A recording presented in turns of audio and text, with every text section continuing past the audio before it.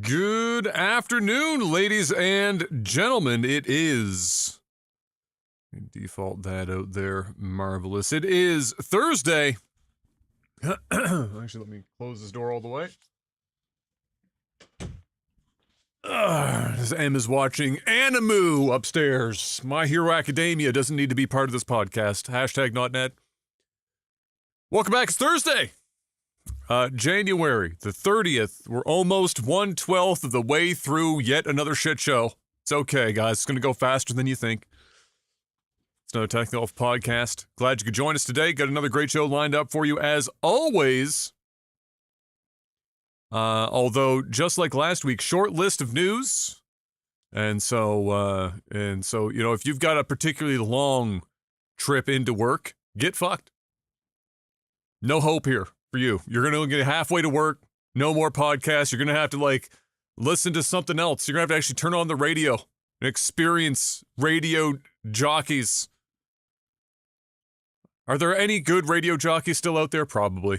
Let's be honest, there's probably some pretty fire DJs out there still making the magic happen. Actually, you know what? Halifax radio, not that bad.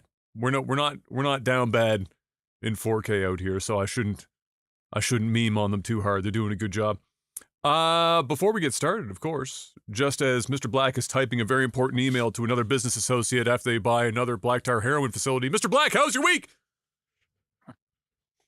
It was all right. Yeah, it's all right. Week was all right. Been grinding out some StarCraft and some Marvels while I fix my microphone here. There we go. Yeah, no. I love how the solution to that is just slam the buttons a few times until it eventually. Yeah, that's it. I'm still finger banging the shit out of this button. It will fix itself. It's like a cooler. It's got to warm up, man. It's crazy. Yeah, which is weird because it's not a tube. It's not a tube amp, which is weird. Yeah, and it's only the USB one. Yeah, the Thunderbolt one, you never have to do it. It just wild. Turn it on, she goes. Anyway, yeah, no, I've been playing a decent amount of StarCraft, decent amount of Marvels. Yeah, just got the competitive itch going right now. Re-hit Masters yesterday. I heard in that. StarCraft. Congratulations. Yes. Yeah, you know, I just needed to. I knew it was going to take me about 25. I predicted 25 hours of playing StarCraft to get back. Took like 30-ish. It wasn't too bad. My biggest issue was I was doing a lot of the old shit that I used to do.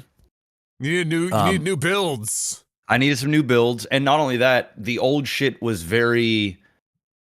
It was very like I had done it so much that I had it down to a science. And since I was away for it for so long, I was doing the same thing, but I wasn't doing it as efficiently. And so it took a while for sort of the muscle memory to kick in and just to remember certain things. And then obviously I had to make tweaks on certain things because the game is very different than what it was even like 9 months ago. Yeah. From how things work, and certain things were buffed and certain things were nerfed, and it just made certain things tough. But yeah, overall it's pretty good. Marvels, just picked that up like 5 or 6 days ago. Started playing that at Gold 1 now. Getting I think like three games away from Platinum. So I'll probably hit that this weekend. But outside of that, I've just been chilling, bro. That's been my week. Yeah. Fantastic. That's it.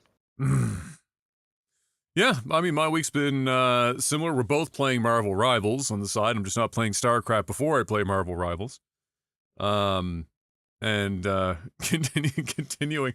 I mean, if you looked up the sunk cost fallacy in the dictionary, there'd be a picture of my face and then my Skyrim script that I've been working on now for like 8 weeks that is still not done. And the fucking, I think I mentioned this on the podcast probably 3 weeks ago now. The 80-20 rule in life never fails. It is the most accurate fucking rule possibly ever devised. The first, the last 20% of this script is 100% going to take as long as the first 80 did to get it set up. There's like this one portion that refuses to fucking behave. Everything else works. Everything else is lined up. So every day I get on and I slam my head into my keyboard for a little bit when I get my day started before I get on Marvels or some shit. And I see if we can fix the problem. And every day I find some other small thing that looks like that was the one. That was the keystone. This is the thing that's going to fix it. Nope, there's more. But you don't know until you fix the one that comes before it. But it's all related to the same fucking problem. And I might be going insane. But again, sunk cost fallacy. If I stop now, that classic meme of like the, like in Minecraft almost, you're digging, you're not finding any diamonds, you stop, and you turn around, and you leave, and the diamond was the next fucking block over. That stupid sunk cost fallacy in Minecraft is me. I'm the man with the fucking pickaxe, my completed code is the diamonds, and I am sure that I am one fucking block away. But that was like 30 blocks ago, and I'm still fucking here. So I am determined to do it, but I have no timelines anymore. That's why I started to pick up Marvel Rivals. Give me a reason to get the fuck away from it and actually stream for like 6-7 hours instead of just throwing my life away into this stupid fucking script. But Marvel Rivals is a good time. You've been enjoying it. You've been getting a lot out of, as I expected, Punisher, and you played a little bit of Star-Lord, but Punisher seems to be definitely the one you really enjoy and feel comfortable with. That's you gel with that character quite a bit.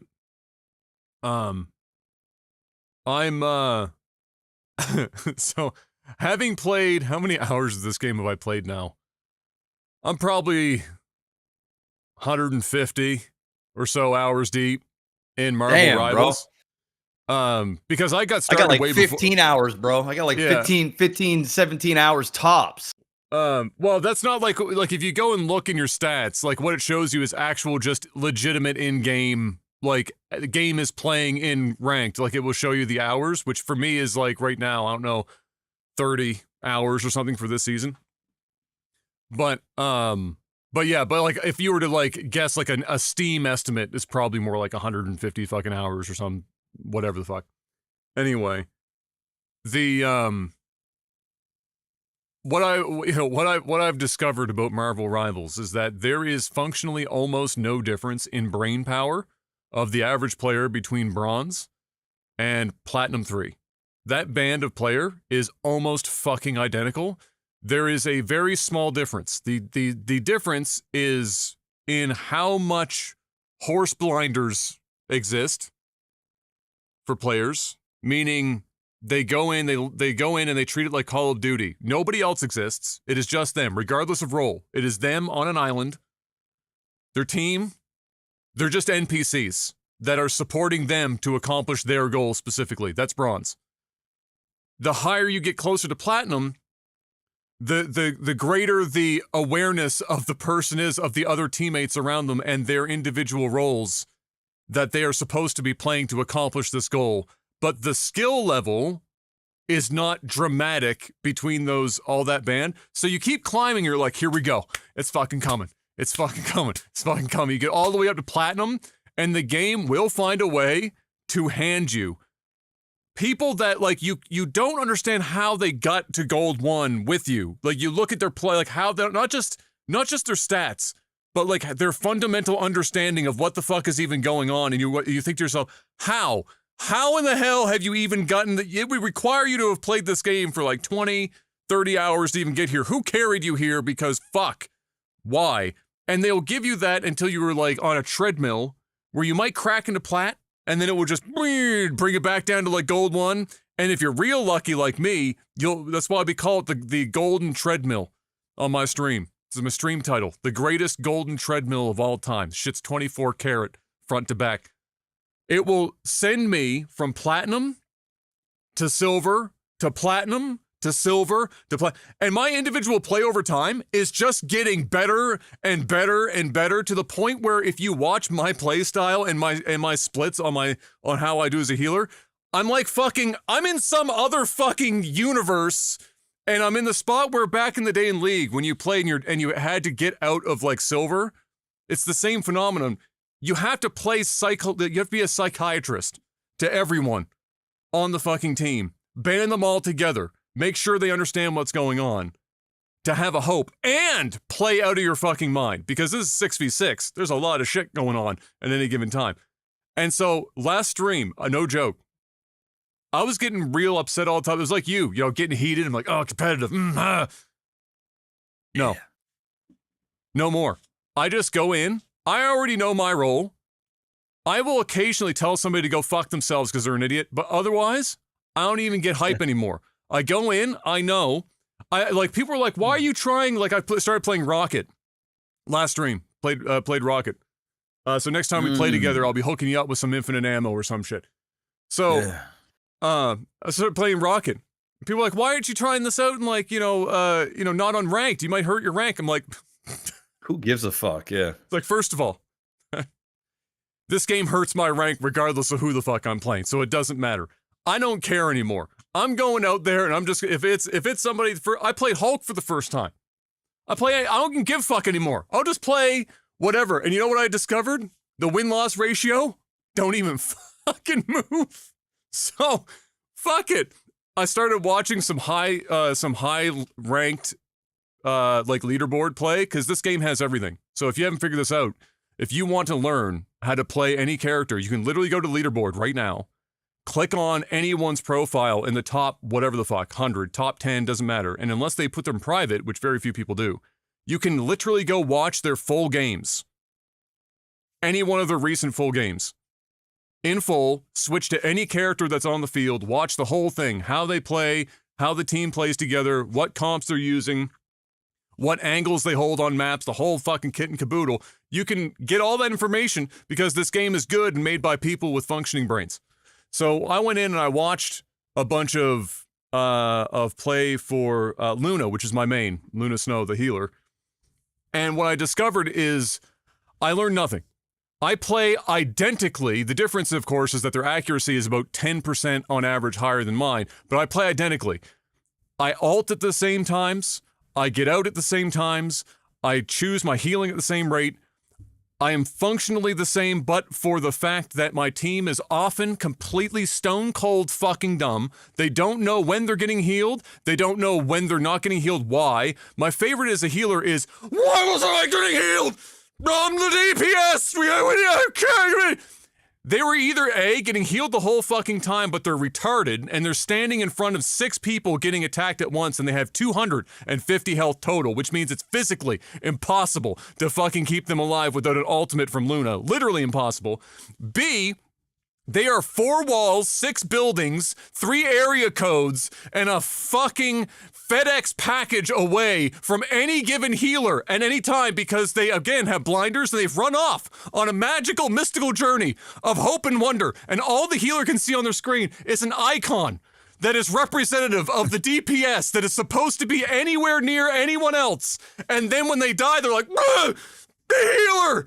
Or 3, which is the most common, especially near Platinum. It's not that. They stay with the team. They're pretty good about that. They're not crazy. But what will happen without fucking fail, and this will happen for the tanks and the DPS for the healers, is that they forget that the other team have divers that are constantly in the asshole of both of the healers in the backline at all times. Venoms, Spider-Mans, Psylocks, Wolverines, doesn't matter. They're all there. Worst, Black Panther. Literally impossible to stop. I can't freeze him. Nobody has a Korean fucking movement to stop him with a freeze. Your best bet is to literally have Mantis and sleep him. Otherwise, you're fucked. You're literally dead.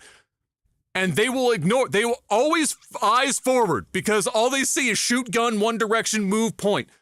And so everything is fucking their entire backline in the back, and they're not getting healed. They're like, oh my God, I'm literally with the team. I'm on the point. Where are the fucking heals? Everyone's dead, Jim. Everyone is actually dead in the backline. That's why you're not being healed. Turn around! There are 6 people on this team. Do you see their team comp? They're 3 divers. Where do you are you seeing Venom? No. Do you know where that means he is? Behind you. He is behind you fucking the whole team, and your ass is still shooting the shield of fucking Tits McGee at the put, doing no damage, just firing bullets into the shield the whole time, or like a Hulk, not even turning around, and now everyone's dead. And so that's why last stream I said fuck it, and now I don't care. I don't get upset. I don't get excited when I win. I turn the game on, I play fucking goddamn well at my level. I am convinced of it, and I can watch the tape back. I know when I fuck up, and I take my L's. But the moment some fucking Velcro sneaker ass wearing, mouth breathing, can't get their pants on without mommy's help in the morning, crazy can't say ass because I'm a Gen Z fucking skibbity toilet ass bitch, comes in and says, where's my heals because I'm a Call of Duty 2025 player that doesn't know how anything fucking works in life, I let him know, gently, and then I just continue on my day. And that's it. That's the secret. You will eventually get there, because I promise, now that you're at top gold, I won't. It is going to break you your and I soul. are different, bro. It is going to break your soul. I talk so much shit, bro. I don't give a fuck. I actually don't give a fuck. I talk so much shit that I'm surprised I'm not like globally muted at this point. Although I don't sling any like, crazy negative or say some wild shit. But if somebody is fucking ass, I straight up tell them, bro, you're fucking ass. And when I fuck up, I just beat myself up. I'll say, hey, my bad, boys, I'm having a fucking rough round, or I'm just yelling at myself. But when I get dipshit healers that are fucking more focused on fucking shooting tanks instead of healing anybody, or I got a fucking Captain America insta locker that don't know what the fuck he's doing with Captain America. Oh man, I call him Captain Fuckboy for the whole match. I just call him a fuckboy. You know what sucks is when the other team has a Captain America and they know how to play Captain America, and there's nothing you can do about it. Yeah, you get your shit pushed in. Yeah, so no, it's fun. I'm not at that stage that you're at yet. I'm sure I'll get there, but I'm the type of guy though. Like if it gets too bad, I just stop playing. I'm just like, oh, fuck this game. That's just where I go.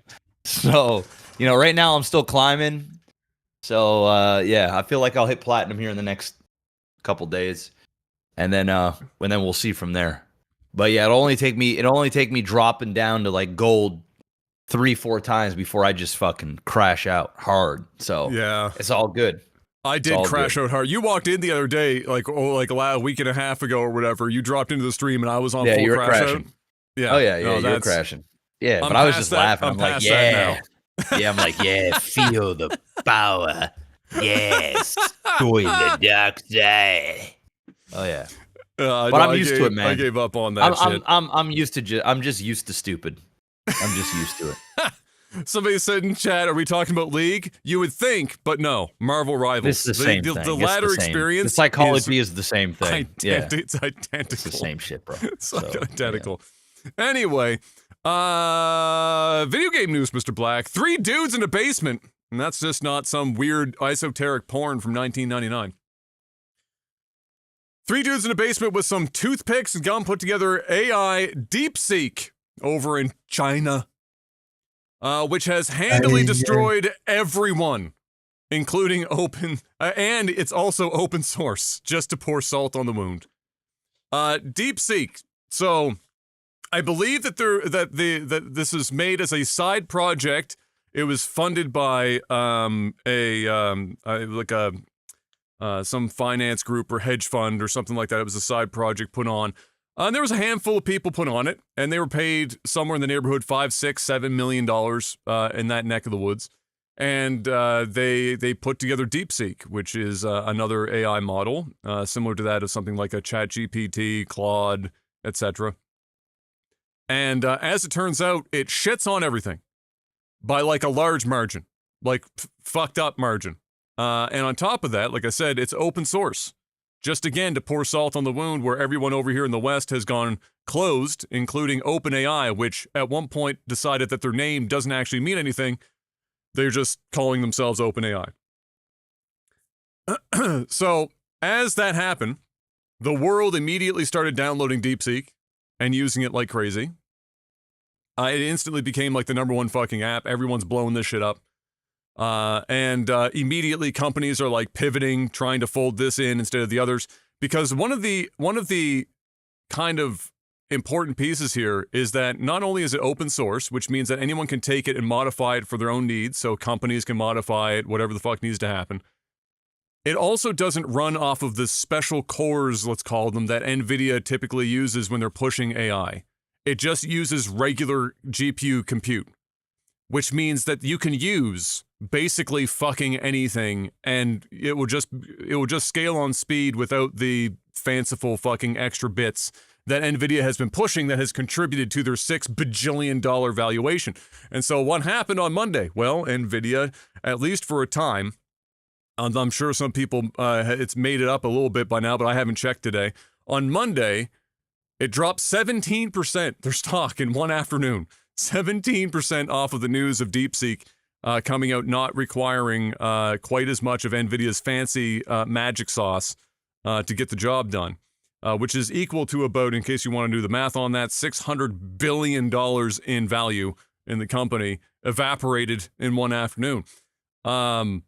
Now everyone's scrambling. OpenAI is complaining that DeepSeek used ChatGPT 401 to train DeepSeek.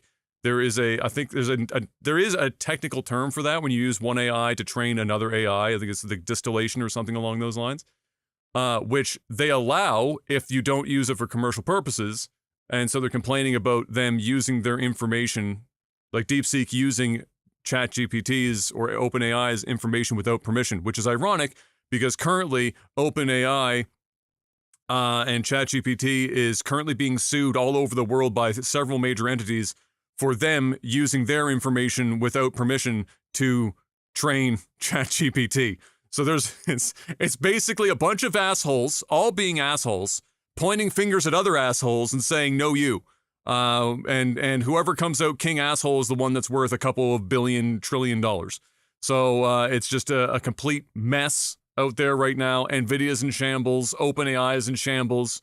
China is winning, and what really put the real fine point to all this is that I believe one of Trump's executive orders here just recently was for what was the name of it? But it was an AI initiative called what was the name of it? Stargate?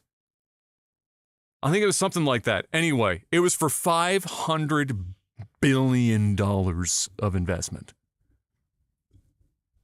And these guys put them out on like six mil.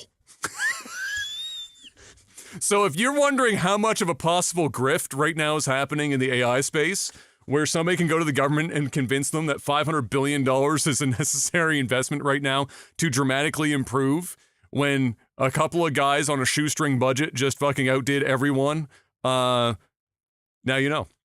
So it's a bit of a mess out there right now, but I love it. It's chaos. It's the Wild West. I can tell. This has nothing to do with gaming at all. It's just tech. We're a tech podcast now. Because it literally has nothing to do with the gaming sphere at all. We're just tangentially just talking about AI and like, what are we gonna? Fun topic. There's not really much gaming news, but it's a crazy time. It's very precious. This is very topical.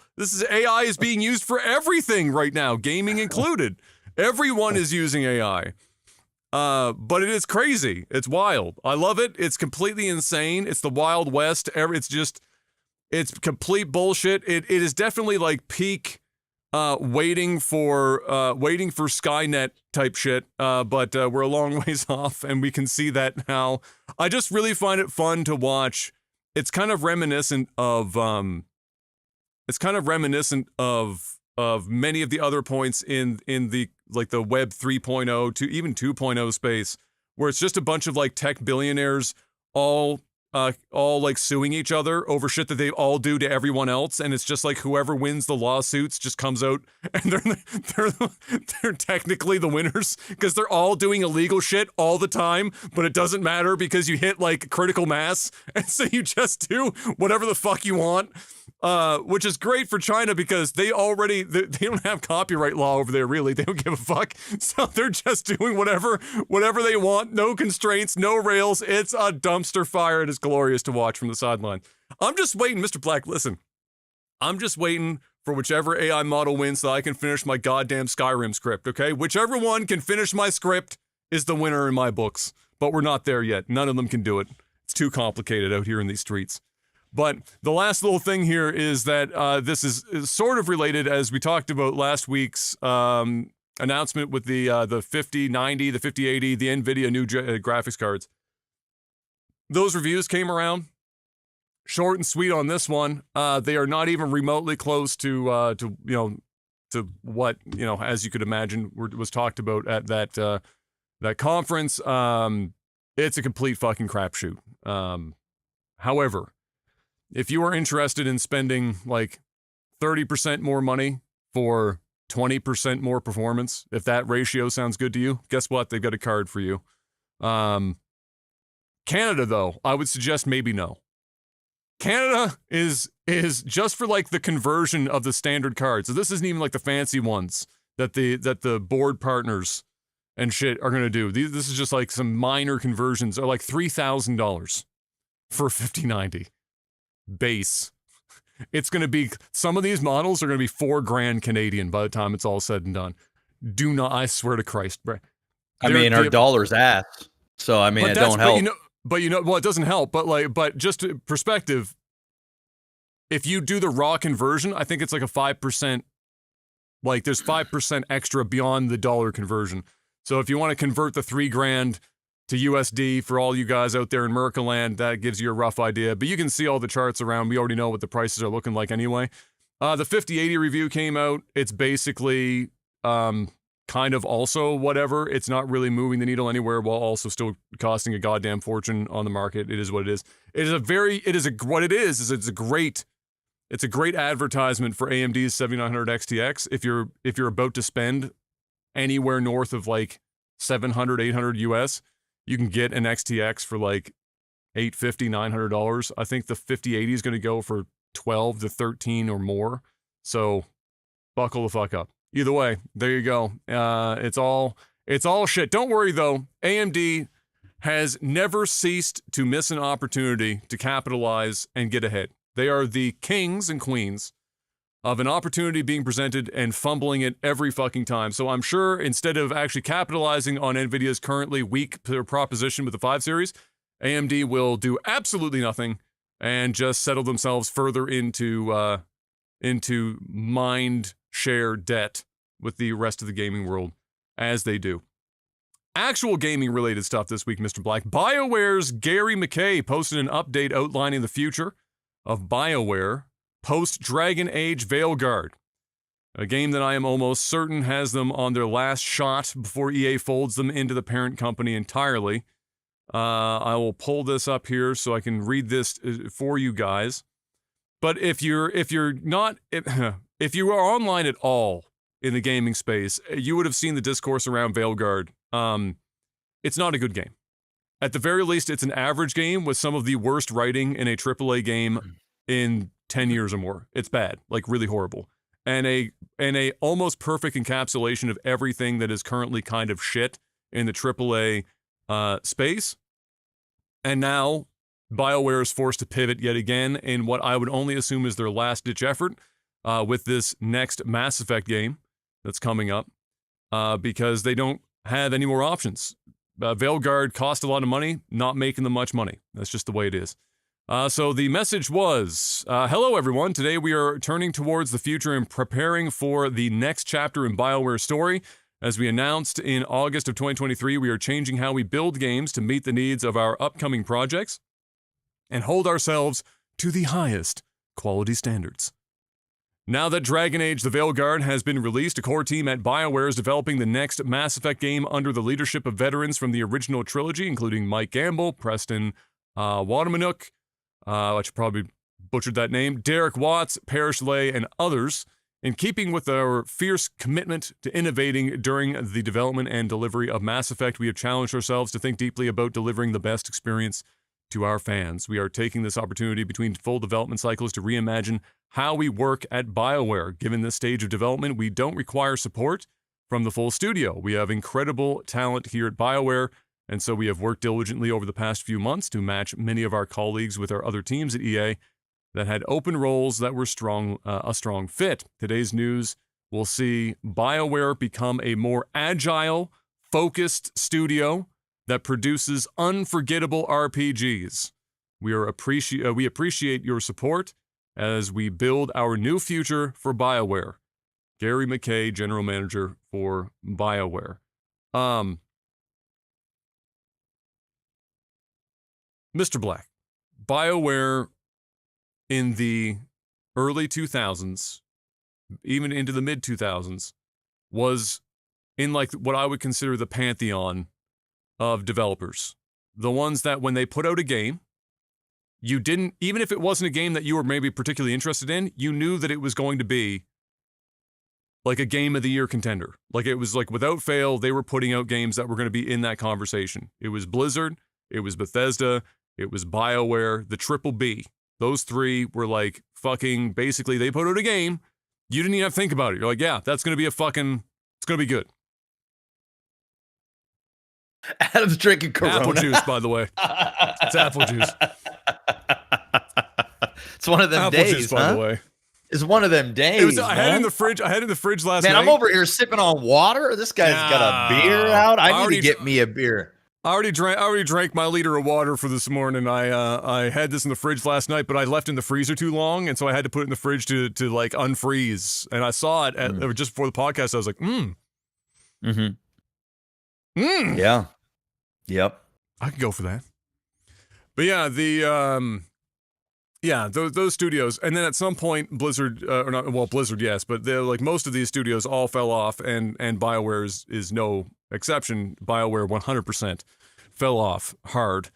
I think we talked about it before. You know, they had Dragon Age and they had Mass Effect. That's their two things left. They fucked Dragon Age. It's dead. It's dead, Jim. They pivoted so hard away from everything that made that series even remotely interesting to the vast majority of fans. They crammed it full of, and I'm not joking when I say this, I don't know how anyone could play that game and think that the writing, especially dialogue, was anything short of dog water. It's fucking embarrassing. It's actually really, truly fucking bad. And now they're fucked. Now they got one more shot. One more opportunity. There's an Eminem song in here somewhere that you can quote in your mind right now for exactly the situation that BioWare is in. And Mass Effect is it. That's all they've got. And so now they're talking about pivoting and doing all this other fucking fanciful whatever the fuck. And all I can say is, one, I hope they do it, because BioWare is home to some of the favorite games I've ever played. Star Wars Knights of the Old Republic will never not be in my short list of favorite games I ever played. And some of the best that I've ever played. But they don't have anything else. And so if they can't pull this out, well, then they're dead. And I'm going to have to move on with my life and just accept the fact that they fucked it all for some bullshit. But we'll have to wait and see. I really, kind of like with Marvel Rivals, my default now is it's hard for me to get upset anymore. I've been disappointed and upset so many times now in the last probably 8 years in gaming that I have very little, like, it takes a lot to pull more out of me than like, okay, well, fuck. Like, that's like the peak of my, in fact, I get angrier at the fact that that's where I'm at than I do at the games themselves. Like, I get more upset about the fact that I don't care than the actual fact, you know, than me with the games themselves. I should care more, but after everyone basically shitting the bed for so long, it's hard to get excited. I'm sure you reached that place a long time ago in general with games. But you dodged it in that you weren't playing as many in general. You were sticking to a handful. But it does kind of suck. I mean, you look at all the gaming history you've got behind you, which is an enormous amount of gaming history. And there's a lot of bangers in there. There's a lot of not bangers, but there's a lot of bangers in there. And you could draw a pretty solid through line on all the bangers on that wall. And you could distill, what made those games great in the time that they came out. And then you could probably draw a pretty decent through line of all the games that aren't bangers on that wall behind you. And find commonality among them to say, this is why they failed. I feel like for some reason with modern gaming development, it feels like there's a level of hubris where developers are looking at what came before them and saying, there's nothing to learn here. In fact, they look back at those games and find ways to convince themselves that they can ignore pretty much everything about them and then rebuild something from the ground up and say, we can do it better. A great analog for this, in a weird way, is North America and Europe. North America is just an offshoot. We got on boats 160, 200 years ago, came on over here to this bitch, fucked the whole continent up. Now here we are. Okay. There are tons of stuff from hundreds and thousands of years of humanity in Europe in terms of democracy and otherwise. They've already been there and done whatever we're experiencing. That shit already been done at least once over there. And in all of our hubris in North America, we have this thing where we look at it and we go, nah, we have the solutions. We don't need to worry about, fuck that. Learn from history? Who wants to do that? That's boring as fuck. Just assume that you know the answers to everything anyway. And in gaming right now, that feels like it is the case. And if you look at Dragon Age Veilguard, and you look at Dragon Age Inquisition and Dragon Age Origins and shit, that is exactly what you're seeing. You're looking at a studio that looked at all that came before and said, throw the whole fucking thing out. Everything. Fuck it. Start from scratch because we can do it better. And you know what they did? They made a not good game. And now they're fucked. And you could probably point at lots of perfect example as I take a sip of my apple juice.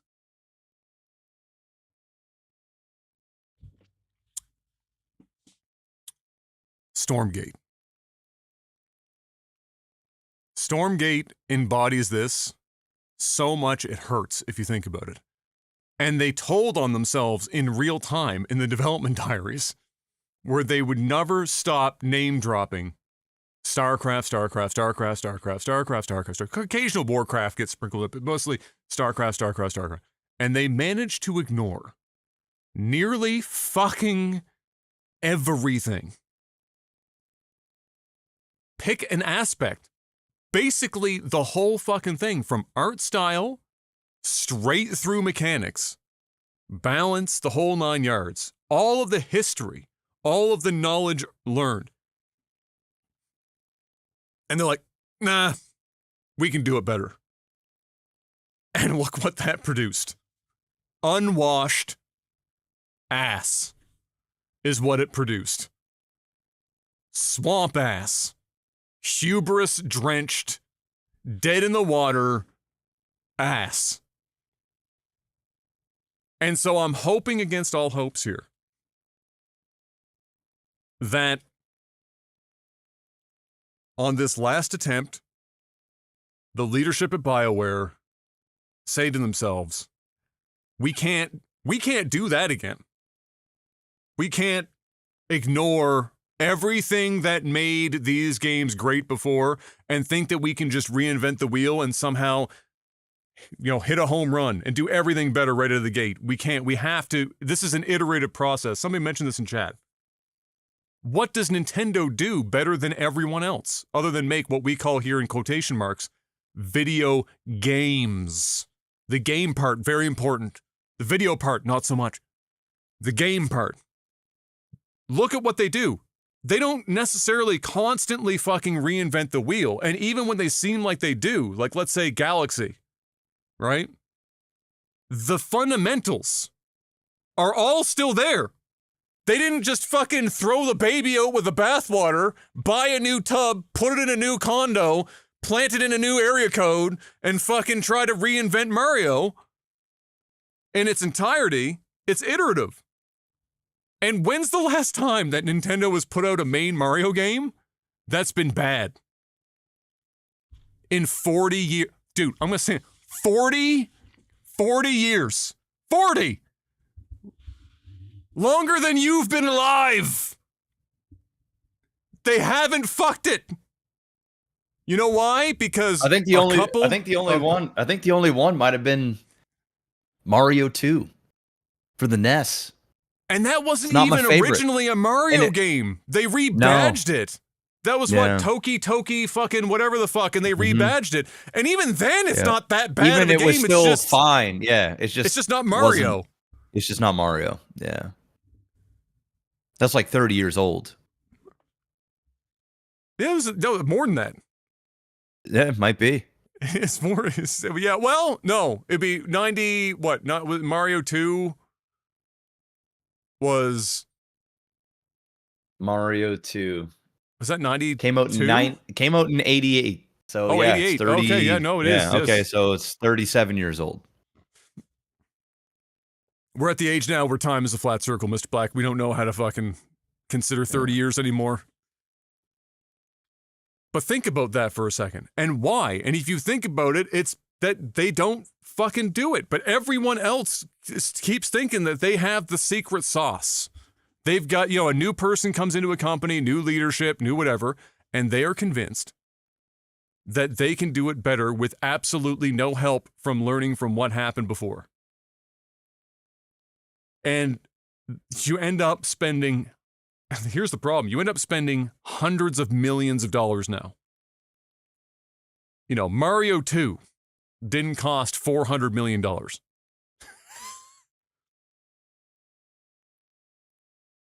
Mario 2 might have cost $4. You got games out here costing legitimately hundreds of millions of dollars. So if you are going to seriously think that it is a good idea when you have a proven IP with a proven formula that can be tweaked but not completely reinvented from the ground up, you fucking do that shit when it costs that much money. Or your studio dies. And we're seeing that happen more and more and more. My God, Ubisoft is literally about to be not even 6, but like 18 feet deep. And not even as a developer, but like the publisher wing is going to be in some shit at this point. But either way, I digress. All of that off of BioWare's Gary McKay posting that fucking thing up there. I had to, because everyone seems to be making the same mistake. This is not a new story. This is not like a new thing. There's no new information in this blog update from Gary in accounting. This is a common thread we're seeing everywhere. It's just that Gary still has a job. Where other people made the mistake Gary made and are now either forced to be retired or they're creating some new indie company somewhere because they were fired from their big boy job and now they want to start fresh. So Gary gets to make this post because he's still around. But a lot of people aren't going to be still around. The lead, one of the leads for Dragon Age, already left the company. She's gone. Shit, she or he, I honestly can't remember. Trans person, can't remember which one, in which direction. So my apologies. However, they're gone. Immediately. And it's not because they were like, well, I just want to stretch my wings and try something new and exciting. No, you fucked up. And they said, this is the best way we've got for you to leave this company right now and save some public face. I just want the industry to do better. There's no reason. Mr. Black, there has never been more money in video games. ever. There is so much money. You and I are currently floating at least one or two of our bills off of the backs of the last scrapings of marketing money for mobile games that nobody has even heard of. And they have so much fucking money for marketing that they can do this shit and not care, because when it gets to us, what people don't understand is they think that there's like this big crazy marketing drive. We are the last stop. The marketing people fell asleep on the train and woke up at the last stop in the station, and they can't get back into town. So they have no choice. They walk out that bus and they see Lag TV casting StarCraft, and they go, "What's up? I got some money I can give you to promote this game." There's so much money in gaming. It's actually disgusting. And yet the quality of the games seem to be going down. And so we've got to be able to fucking do better out here in these streets. I know you want Kai, who's loving his games right now. And thank God he's a Nintendo gamer. You got him set straight right off the rip. He's playing the Nintendo games. But at some point, maybe he wants to play something other than Nintendo games. We gotta hope for a future in which, when Kai gets old enough that he wants to play something that's not just Nintendo, that these games aren't ass. That he actually has something to go and play like you and I did. You know, when we got out of Nintendo in our early youth, and we had other shit. We had Fire to play.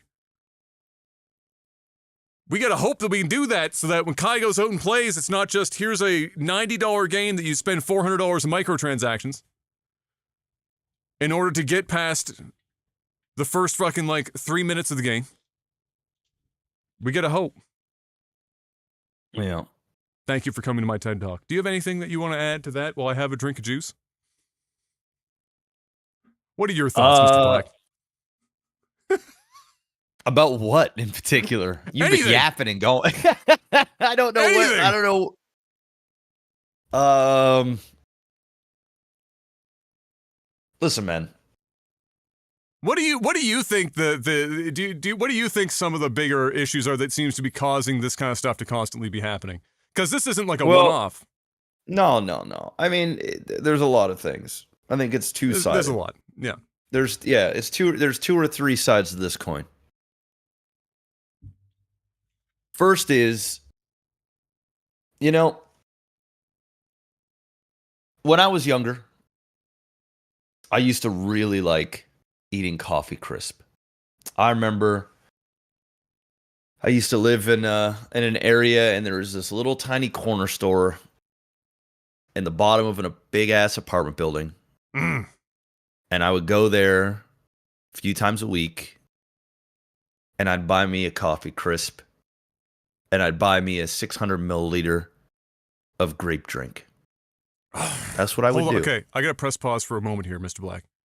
Mm-hmm. In your youth, you were a coffee crisp guy? I was a coffee crisp guy. That's usually like an adult, I have an acquired taste for coffee crisp situation. You got in early. You were in the gate early on that shit. Yes. Delicious though. I fucks with the coffee. You still a coffee crisp guy now? Well, I'm getting to that. Okay. Oh, okay. Oh. It's part of the story. Okay. All right. Continue. I was a coffee crisp guy. I'm invested now. You invested? I got you. I got you hooked in. There you go. This ain't my first rodeo. I was a coffee crisp guy. I used to enjoy them. As weird as this sounds, I used to suck on that chocolate all the way down to the cone, the honeycomb. All right. You're right. That does sound weird, but I'm like, yep. And then I would eat that bitch, and it'd be delicious. And I'd walk home from the corner store, because it was about a 10-minute walk from my house, or wasn't even a house, but where I lived. Yeah. And where this apartment is. Take me 10 minutes. By the time I got home, coffee crisp was eaten, and I'd have about 30% left of my grape drink. If I drank too much of that, I just can't chug pop. I just can't do it. No. I just can't do it. Especially with a coffee crisp down there. That's a bad Especially with a coffee crisp. It's a bad time. Yeah. Adam, Also, when I was younger, Yeah. I used to really like playing soccer when I was young. That's Even before you football met me. for all you Europeans out there. That's right.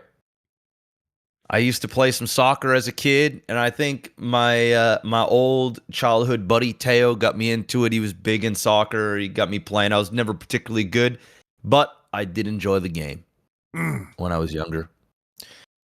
You know, Adam, when I was younger, I used to enjoy shoveling snow.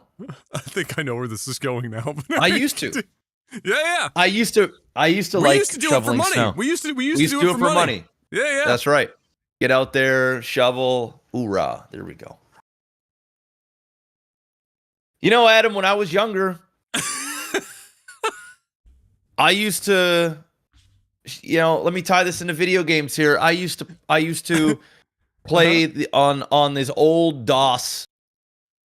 Was it fucking DOS 2.0 or 3.5 Windows or whatever the fuck, whatever it was. My computer had a floppy drive, and there was this game called Cyclones that I used to play. Throwback game called Cyclones. I used to enjoy that when I was younger. A lot of things I used to enjoy when I was younger. Today? Yeah, you don't. Not a big fan of shoveling the driveway. Today upstairs, if you were to go into my pantry, you'd still see a bowl of a whole bunch of Halloween candy.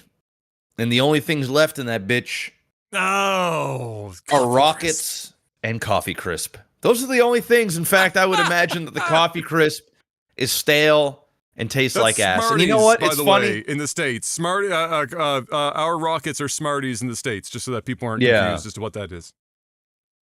You know, a couple weeks ago, I had some edibles. Okay? I have them most nights. I was a little peckish. So I need a snack. So I went into that pantry and I opened up one of those Coffee Crisp, and I thought to myself, you know what? You haven't had one of these in many of years now. Maybe, just maybe, you'll like it now. Like you said, Adam, it's like a chocolate bar old people would eat. I'm old now. I just turned 38. Shit. Let me try this. I bit into that Coffee Crisp. I didn't suck the chocolate off like I used to. A little bit more self-aware now. I don't do much sucking these days. But I did. I took a bite of that Coffee Crisp. And that Coffee Crisp not only was stale, which made the experience worse, but then that taste came back, and I said, nope. And I threw that fucking Coffee Crisp in the garbage. You know, Adam, it snowed there the other day. Shit, this morning I was out with a snowblower. Yeah. Snow blowing the driveway. I can't stand getting rid of snow. It's true. Shit, I'm sure if I looked up Cyclones right now on YouTube, there'd be like one YouTube channel from 16 years ago that would have a clip of that game. And I would say, how in the fuck did I play that? What the fuck is this? This looks like ass. What I'm getting at here, Adam, is this. I can't imagine. I think what is happening to a lot of these video game devs and publishers, or all the above, what's happening is their time is over. You know, I dated some crazy bitches back in the day. I'm not going to lie to you. Oh, Jeff, you can't say bitches. Oh, I said bitches. Crazy. And you know what I've learned is you never stick your dick in crazy. Yeah, that's a golden rule. And, you know, I'm a happily married man. Been with the same girl for 16 years, one vagina, and it will continue to be that way until I die. And that's okay. It's okay. Because I made that choice. But you know what I can't do in the middle of making that choice? I can't decide to go and switch up the vagina all of a sudden. It's true. I can't just say, you know what? This vagina has been great. I'm sure she said this penis has been great. Maybe it's mid, I don't know. But she'd at least lie and say it's great. I can't just go and switch up. Do you guys see where I'm going with this? Sort of, yeah. There's two Okay. avenues on this, too. Here's the deal. Yeah. You were known for something. Your vagina. If it A were. vagina, a penis. You were known for... Wait, depending on how this goes, this could get really unpolitically correct very quickly. Just, Really? well, if you're going to switch it up and you're known for your vagina and all of a sudden you're switching it up. Well, okay, no, I mean, listen, motherfucker, all right? Shut the fuck up, okay? I'm telling I'm improvising this, all right? All right, I get you. I'm following. There's two sides to this, Adam. It's two sides to this vagina. The first side is maybe, just maybe. What was hot back in the day? What made you feel good? Yes. Shit, what tasted good? Yes. The coffee crisp. The vagina. Well, some do taste good. And maybe, just maybe, what was good back then is not your taste now. Maybe you grew out of it. And that's okay. That's okay. You know, I heard a quote from somewhere many, many years ago that said, not all people and things are supposed to be in your life forever. It's true. Some people are only meant to be in your life for a season. Some people are meant to be in your life for life. Some people are meant to be there for 5 minutes, 5 days, 5 years, 5 decades. Here's the thing. It's okay that there is no more potential Halo we will ever see again. It's okay that if Xbox folds and we never get another Xbox console again, it's okay. It's okay that these guys decided to take the last, what game? Dragon Age into a completely different direction. It's okay. But there is consequences. And the thing is, when you want to fuck around and find out. So, for example, let's go back to the vagina. You've had one vagina forever. True. But you decide to step outside your marriage and get a taste of something else. Batteries.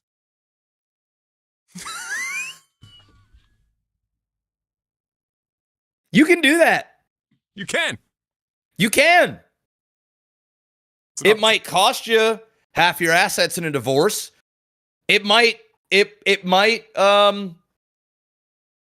don't know. It might, I don't see how there's a positive there. Hey, you might bust yourself a few. Shit, the vagina might even feel better and taste better than the vagina that you're used to. But here's the deal. Yeah.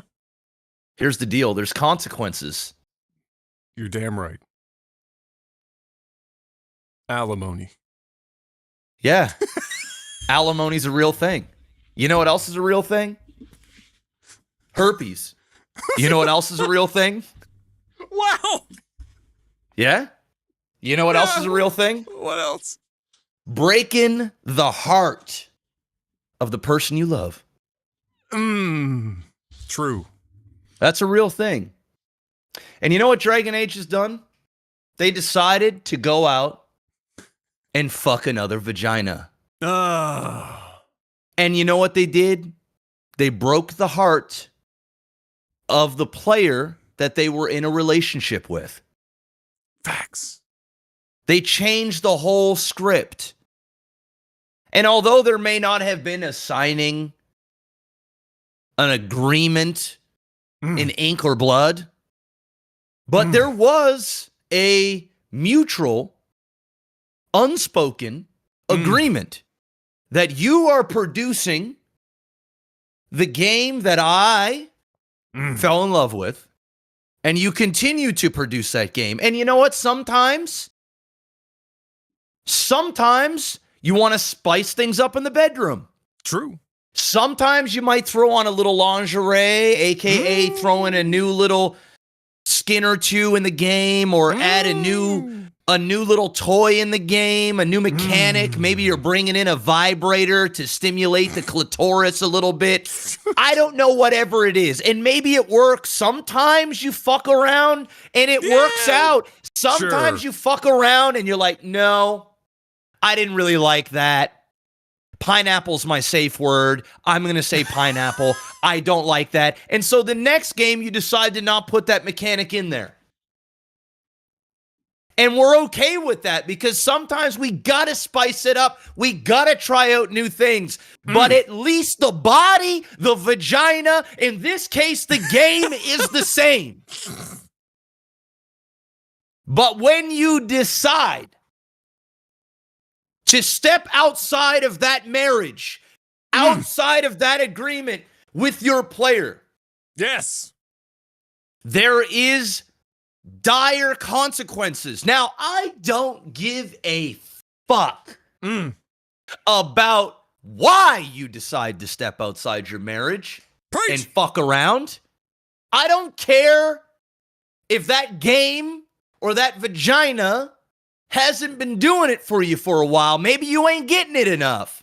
Maybe that game comes out once every 3 years. Maybe you're hitting that vagina once a month and you have needs. Amen. But if you don't seek help, counsel, if you don't talk, if you do not communicate with your spouse, and in this case, with your consumer about what they want to see, but instead, you fall pressure to what corporate is saying, or what the other games are doing, and how many hundreds of millions of dollars that these motherfuckers are putting in, or the success of a Fortnite, or the success of a person that you see on the internet where you say, oh man, this guy's got it all. Look at all the girls he's got. Man, oh, what I'd do to be in his position. But when the reality of it is maybe you had a good thing all along and you just got bored. Maybe there was some pressures going on and you fell victim to it. At the end of the day, you decided to step out of this agreement that we had, and now you done fucked the relationship up. And I don't give a flying fuck about your little post, Gary, saying that, oh, I'm bringing back the old team, and oh my God, we're going to go back to the original. Gary, Avengers. You cheated. You fucked up. It's over. It's over. Do you go to your spouse after you fuck up like that and say, honey, I've changed. I'm different now. I'm going to go back to the way it was when we first got together. No, the problem is, you've already backstabbed the trust of all the people that were fucking with your shit in the first place, and you decided to take a gamble, and guess what? You got syphilis. And now you're trying to figure out a way to fucking fix it. And unfortunately for you, it's more than 2 pills a day, and the doctor is not giving you any coverage, and we all know healthcare in America sucks. And it's expensive. So what am I trying to say here, Adam? You know what I'm trying to say is fuck around and find out. Because all I'm hearing now, especially from people from Stormgate and all this other shit, is they're starting to use names as a way to tell us good things are coming. And you know what? You're full of shit. These people are not the same fucking people that you had 30 years ago. Shit, if I were to taste a coffee crisp right now, if I were to look at the ingredients on the back of a coffee crisp from 30 years ago when I used to eat those, and now I guarantee you that shit is different. Shit, if you were to go to Tim Hortons and you were to get a double-double 10 years ago and you were to get one today, it ain't the same. It's been infected. It's been infected by greed. It's been infected by some other person's desire to take something that was working and they thought that they could make it better. They wanted to change it up. But you know who didn't change the formula, Adam? Nintendo. Nintendo has been happily married with the same vagina and the same penis for fucking ever. And yes, they may throw on some lingerie. They may bring in a cock ring that vibrates a little bit. Shit, they might even peg a motherfucker from time to time. But at the end of the day, they're still fucking the same person. They are still servicing the same consumer. Yes. And here is the problem. These guys took a gamble and it failed. And now they want to revert. And you know what? In some marriages, they may accept you back. They may go to counseling. Shit. They may even say, in some way, this infidelity that you've done has strengthened our bond. I don't believe that. But some do. True. And here's the deal. They might win over a few people and get a few people excited about what was back then, but that ain't nothing but a nostalgia play. That ain't nothing but a, hey, you remember how good you felt walking that 10-minute trip to your favorite little corner store to get your fucking coffee crisp and your fucking grape drink? The difference is, back then, I didn't have bills. I didn't have a kid. I didn't have a wife. I didn't have all of the pressures. I didn't have all of the options that I had back then. Times have changed. I can play Marvel Rivals for free at any time and get into a game every 15 seconds on the fly. I can put it down. I can pick it up. I can play whatever I want whenever I want. Why in the fuck do you think I want to go back to you cheating dipshits? And you want to take my money? And you want to take my money? No, you don't get to fuck around like that. You fucked around and you found out. That's what that is. And that's what all these gaming companies are doing. They're finding the fuck out. They're seeing these other big, massive, multi-billion-dollar franchises and IPs that are a one in a bagillion. Some fucking 50-year-old white dude at the top of the food chain thinks he can come in and make $1 billion off changing up the whole fucking thing that got them there in the first place. But the thing is they can't do it as good as the ones that have done it. Stormgate, you can't go ahead and say, we are StarCraft. We are the successor of StarCraft, dude. You can't do it on a $30 million budget and run down ex-Blizzard employees that have made their money. They ain't in the same fucking place, and they don't give a fuck like they used to. The culture ain't the same. And the ones that do, and the ones that believe in their heart that they're doing the next thing, they're lying to themselves. Because Blizzard's on a $200, $300 million budget, and they built it off the back of an IP that had been around since the early 90s. Without any of the pressures of what anybody else was doing. Do you know why Mass Effect felt so good when it first came out, Adam? Is because it was new. It was groundbreaking. They were doing things that nobody else had done before. They were innovating. You had an emotional experience to something that you had never experienced before. The thing is over the years, it got played out, bro. It got played out. The magic left. The only thing that remained was the name. Maybe a character or two. Some of the writers are different. Now they're doing too much with the graphics and they're putting more emphasis on fucking titties that move around and all this other fucking weird shit. People are on their fucking doing dumb. These fucking games, bro. They're pandering to fucking, don't even get me started. You know what's happened is they've lost their fucking soul. And it's all off the backs of greed and trying to make more money. And they're in it for profit first. and not for product. And you know what? That can work when you're a company like Apple. When you have such a huge market share and you've built something and you've innovated, you can then get sloppy. You can then have an iPhone 52 and you already know it's going to fucking sell. Problem is, these video games, dude, they have so much competition that they actually have to understand what they do well and double and triple and quadruple down on that over and over and over again. And you know what? Sometimes as a video game developer, you have to take your home runs or your fucking doubles instead of trying to get a fucking game 7 down to the final pitch, grand slam, or a Hail Mary for a Super Bowl win. And that's all they're trying to do. And they're falling flat 30 times out of 31. That's what's happening. And they're dying because their marginal profits aren't good enough anymore. Because the big dogs up top are going, well, look at Fortnite.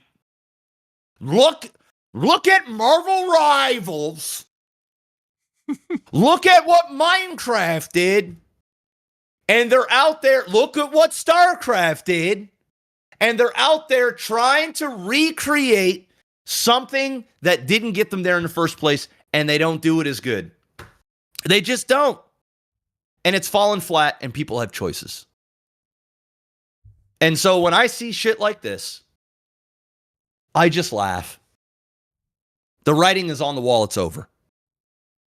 You can't tell me at this point that you're just going to go back and we're going to suddenly feel how we used to feel when we first played Dragon Age, how we first played Mass Effect, how we first played Assassin's Creed, how we first played Far Cry, how we first played StarCraft.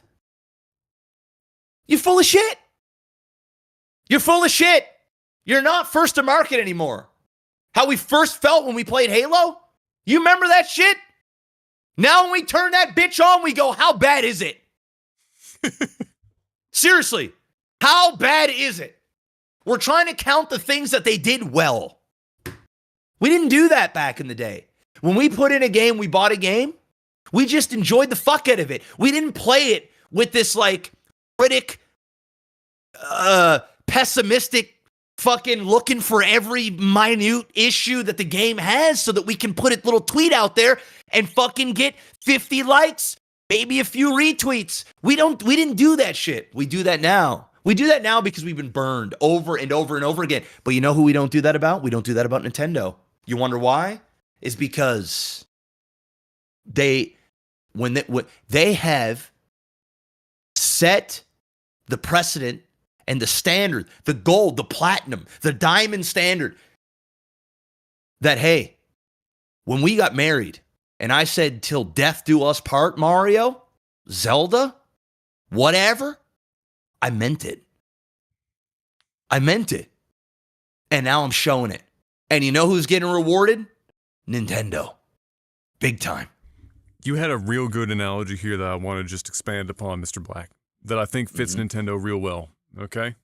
We all know that the mainline Marios, pretty much exclusively all Grand Slams. Every one. But Mr. Black is a man who has played a lot of baseball in his life. What do you need in order to have a Grand Slam? Oh, the bases need to be loaded. You're goddamn right. And what does that necessitate? That means you're not always hitting home runs. You've got to literally be hitting singles, doubles, and triples to fill the fucking bases. And then the Grand Slam can happen. Yes. The problem is, somebody like Dragon Age, they had the doubles. They had the singles. Shit, they even had a home run. Their bases got loaded, and they struck the fuck out. The dude up at the plate said, this is easy. Hey, we're down by 3. Grand Slam incoming. I'm gonna fucking tee this up. And I'm gonna swing with my wrong hand. Yeah, I'm gonna go to the left side of the plate this time. I'm so confident. Dude, I've got the fucking formula. Yeah, buddy. I've been watching what the other players have been doing, bro, and I've been taking in all this stuff. I've been practicing my swing, my left-handed swing, bro. Oh, wait till you see this shit. And that fucking 103 mile per hour fastball straight down the fucking middle couldn't be easier thing to hit. Which you would have hit all day long if you would have just stayed on the fucking right side and you just fucking swung. But instead, you wanted to get fancy. You wanted the highlight reel, did you? Well, now you're a meme. Now it's over. You lost the game. The stadium was full. And now you're saying, well, next season, I'm going back to the right side of the plate. Problem is, ticket sales are way down. People aren't interested. You know how much people paid for those tickets back in the day to sit there and they wanted the glory and then they had to listen to the other team tell you how fucking shit you are? And now coach has come out and said, hey, I'm going to coach again. Bitch, you should be fired. Fuck you. You done fucked up. You done fucked up. You took a chance. You took a risk. You thought you knew better. Turns out you didn't. And you know what? Sometimes, it's rare, sometimes the guy does flip on the other side and he hits that fucking grand slam. That was the gamble they took. And they struck out. And they still lost by 3. And it's over. It's all over. So no, I don't fucking believe a goddamn word that this guy says. And he can bring the team in, but the soul is gone. And the marriage is broken. And you know what? Even though some players may take them back and give them a second chance, every time that they're fucking, they're going to remember that this game went and had another dick in their mouth. This game went and fucked another vagina. I wonder if that vagina was better than mine. Did he like it? Did he shoot a couple? Did he shoot one? Did they do it again? I don't know. But I'm telling you, if you got that in the back of your mind, it's going to be hard to get your dick hard. True. Performance anxiety. And you just ain't going to enjoy it the same. True. So, yeah. Sorry about the analogy, guys, but I had to bring it around. It's all gone, bro. And to tie it, one last thing. The reason why I don't get worked up about this stuff anymore, Adam, is because I roll it right back around to the quote that I said before. Not everyone is supposed to be in my life forever. And you know what? Not every game in IP is supposed to be in my life forever. Final Fantasy was supposed to be in my life to make me fall in love with RPGs. StarCraft N64 was supposed to be in my life to get me hooked on RTS and ultimately change my life. Truth. Mario was supposed to be in my life so that I can show my son video games in a way that translates well for him while also still have me enjoying it. And they've kept it the same enough that it still feels nostalgic. And I'm happy and proud to see my son experience the same nostalgic feelings that I had at his age. Now he gets to experience on his own. But you know what? If there isn't a Halo in my life anymore, it served its purpose. If there isn't a Dragon Age in my life anymore, it served its purpose. If there isn't a Call of Duty in my life, it served its purpose. I'm okay with it. I'm okay with it. Especially if they're cheating assholes. Then get the fuck out. Our time was good, but now it's over. You can serve somebody else. It ain't for me anymore. And that's how I look at the video game industry now. I don't play many games. There's a few IPs that I'm loyal to the core to. You put out a Resident Evil, I'll buy it. You put out a Mario, I'll buy it. You put out a StarCraft, oh, I'll buy it. Everything else is basically like an all-you-can-eat buffet of free-to-play. I go in, I say, let me put a little bit of that on there. Let me put a little bit of that on there. Let me put a little bit of that on there. But you know what I'll load up on every time? rice and chicken balls because it doesn't really change. And I know what I'm getting. You put that fucking reddish, pinkish sauce on top of that sweet and sour shit, and I eat it up. But sometimes I'll dabble into some weird shit that I never tried before, aka free to play. That's what I'll do. And sometimes I'll go, ooh, I ain't never touching that. And then sometimes I go, you know what? I kind of fucks with that.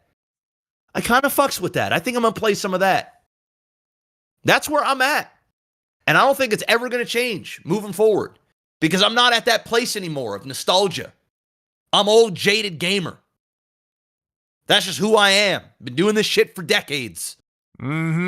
Professionally, on top of that. It adds another level. So I can't play games anymore without thinking to myself, what kind of bullshit does this game fucking do? Kind of fucking microtransaction asshole is trying to fuck me over. That's how I am. Thank God my son is still in that stage of not getting his ass fucking handed to him by IPs that he loves. And he won't as long as he keeps playing Mario's and Nintendo games. But there is going to come a time where he's going to want to venture out. But the good thing about it is he's going to experience games for the first time just like we did. He's going to be used to playing Mario and these other cartoony, fun, easy games. And then he's going to play a game that really challenges him. Or he's going to play that RPG that has that storyline that he never thought about before. And it's going to open up his mind to this whole thing. And he's going to love it. He's going to fall in love with it. But then in 10 years, 20 years, as he gets older, that same IP is going to break his heart. I'm going to be 60 years old, and he's going to say he's going to be 30 or whatever. I don't fucking know at this point. He's going to be 30-something. He's going to say, Dad, man, I remember I used to play this game called fucking, I don't know, Inhumane. I used to play this game called Inhumane, and when it first came out, my God, it blew my fucking socks off. But Inhumane 7, bro, this ain't even inhumane. This is actually inhumane, what they've done. This ain't even the game. I don't even recognize them and say, son, yeah, let me tell you about Halo. Let me tell you about Dragon Age. Son, let me tell you about Assassin's Creed. Shit, let me tell you about Blizzard Entertainment Activision. Let me tell you about that, son. I know your pain, brother. It's okay. It's okay. See this wall back here, son? At any time, we can go and we can play these games again. And we can reminisce. Yeah, the graphics aren't as good.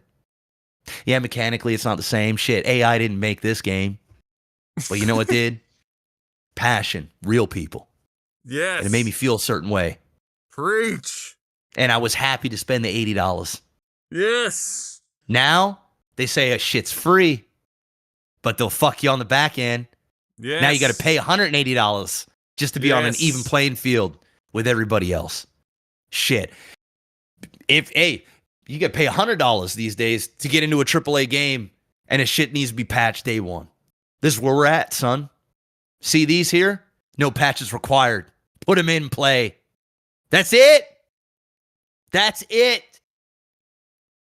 Video games, bro, it's a business. It's always been a business, but now it is just all about profit. And it's very rare. It's the reason why the game of the year is that little card game that you were talking about. That's like, what is it, Philantro or Belantro or whatever the fuck it's called. Belantro. Whatever the fuck it's called, Belantro, right? yeah. It's the reason why games like that turn into these huge cult followings, and they're celebrated to the 10th degree because it was made with passion by a gamer without the pressures. Everything else was doing its thing. It knew its lane, and it rode that path. And it didn't peer off. It didn't see this little microtransaction on the side that said, just turn right over here. Take a little pit stop. Come over here. No. Stuck a path. There are games like that, and they do exist, and they should be celebrated. But all these this shit, fuck Dragon Age, bro. Let's just call it, let's just say what it is, bro. If Dragon Age didn't exist ever again, there ain't a soul in this world it was going to break down and cry. There might be a couple of weirdos, but outside of that, ain't nobody give a fuck at this point. Not after they cheated. No, because they cheated. Exactly, Yeah. because they cheated. Yes. That's why. If they had done that, if they had said we're done after the fucking Grand Slam, the Major League, the big win, the Super Bowl win, at the peak, you got the ring, MJ's got 6, and then decide to quit, then you're going to see the tears. Then you're going to see people go, oh my God, no. What did we do? Why are you doing this? Why? But no, Michael Jordan had to go play baseball. You know what I'm saying? Just does something. Just does. You cheated. Just, it's how I feel, man. I know it's been a long-winded. I've been yapping like you're yapping, but no, we needed the extra yap. it's just where where we're at, man. That's why I don't get too pressed about this stuff anymore, because I don't. If I hold myself to the standard that I had when I was a teenager on how I felt about video games, I would hate my life as a gamer. I wouldn't be a gamer. Be over. I hate it. Be disappointment nonstop. With that being said, there are still great games that get made. And there are still great games that get made from big AAA devs and publishers. 100%. I'm not saying they're all shit. But more and more and more, year after year, we're seeing more posts like this. You didn't see this shit a decade, 2 decades ago. You didn't see this. They didn't have to do this. Not with this frequency. What the fuck? Not at this. Exactly. This shit's every second Tuesday. Exactly, bro. It's literally every week. Yes. We have a podcast. We have a gaming podcast. Like every week, there's something. Yeah. Somebody's apologizing. Somebody's saying, somebody done fucked up. We've listened. Yeah. No, you didn't. No, you didn't. And these guys aren't stupid. These aren't stupid people. They make stupid decisions, but they're doing these decisions because of certain pressures. That's what this is, man. It's the reason why Michael Morhaime cashed the fuck out and left. There's a reason why these. I'm telling you, man. There are just powers that be, and people are they're puppets now. They're just puppets, and they do what they're told, and they're trying to impress via profits. And if they don't, it's considered the same thing in the movie industry. Nobody asked for a Happy Gilmore 2, but sure as shit, we're getting one. We're getting one. Nobody asked for Coming to America 2. We got one. It was ass. It was ass. And I guarantee you, Eddie Murphy and Adam Sandler probably making 10, 20 times more than what they made on the originals that were infinitely better, funny, great, classics. But somebody at the top said we need more Netflix subscriptions. Somebody make me a shit Gilmore 2 script and pay Adam Sandler $100 million. Make it happen. With zero regard for the original, outside of the fucking name and a few familiar faces. That's it. That's what games are now, bro. Why do you think we got Halo 18 and Dragon Age fucking 42? The best games out there, they're like minimal numbers. StarCraft 2. Grand Theft Auto. Where are we going to Grand Theft Auto 6? These motherfuckers put one of these out once every 15 goddamn years. Back in the day, they used to pump them out a little bit more frequently, but it was different back then. Now, between Grand Theft Auto 4 and 6, I done could have raised 3 families. But no, we just gotta get ourselves Assassin's Creed 28. Shit. It's over. I digress. You know what we're still getting lots of as well, Mr. Black? No Man's Sky updates. Another one dropped to start the year. Worlds Part 2 dropped this week. It's funny you say Grand Theft Auto because that was Sean Murray's original tweet before he announced it. Was the "ah shit, here we go again" meme. Posted that himself, got everyone excited. Everyone knew what was coming next. There's another update coming, and it did. Worlds Part 2 includes new endgame explorable gas giants. So now people can, even if it doesn't make any fucking sense, explore gas giants. Complete overhaul of terrain generation, lighting overhaul, inventory work, billions of new stars and solar systems have been added. Oceans that are kilometers deep can be explored now. New biome types, new weather hazards, starship archiving, dynamic water, more story work, another expedition, and more, all in this update.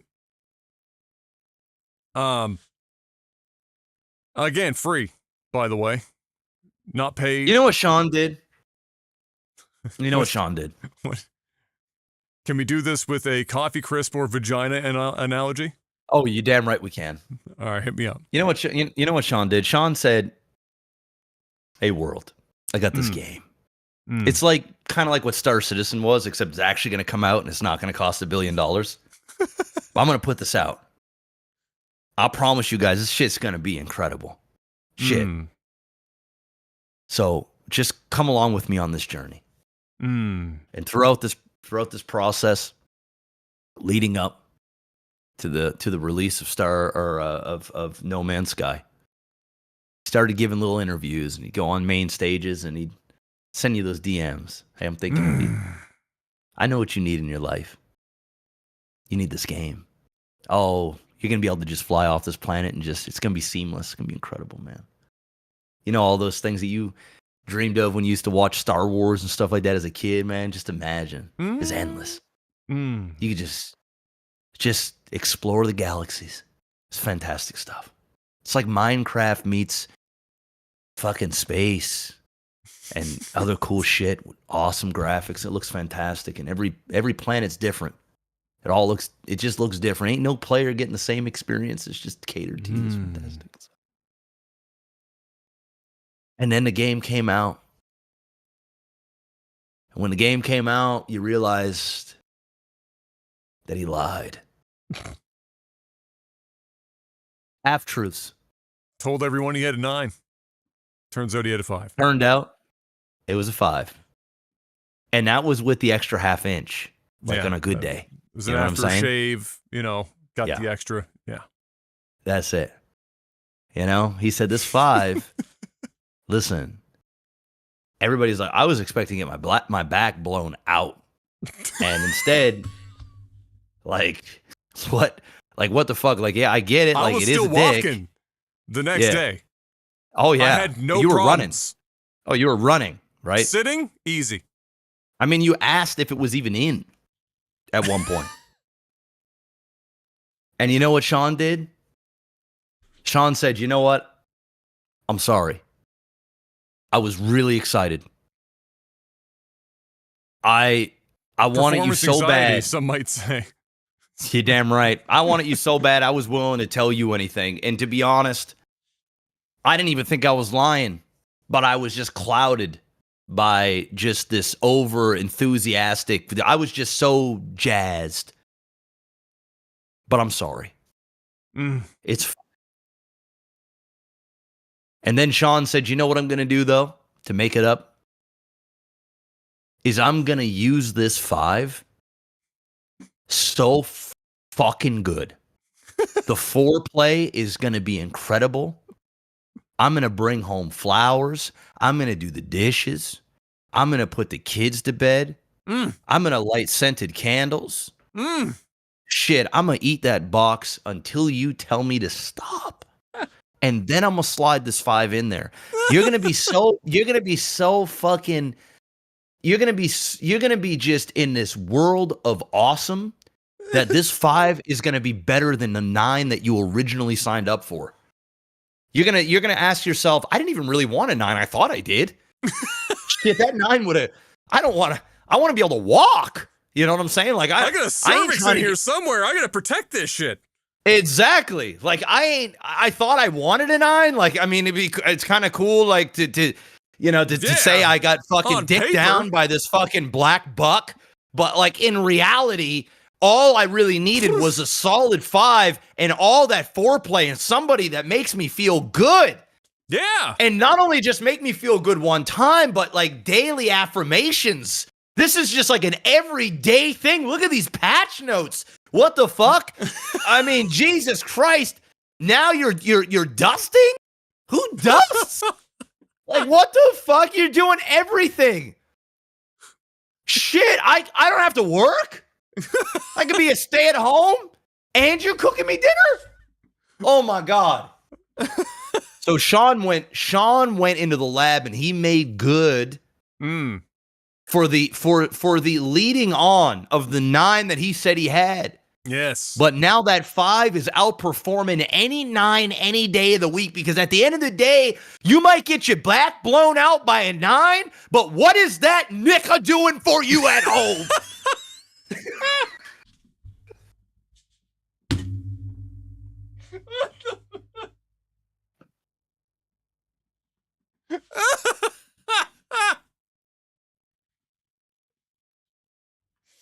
So yeah, Sean's crushing. You've been debating the whole time if that was how you were going to cap this shit off.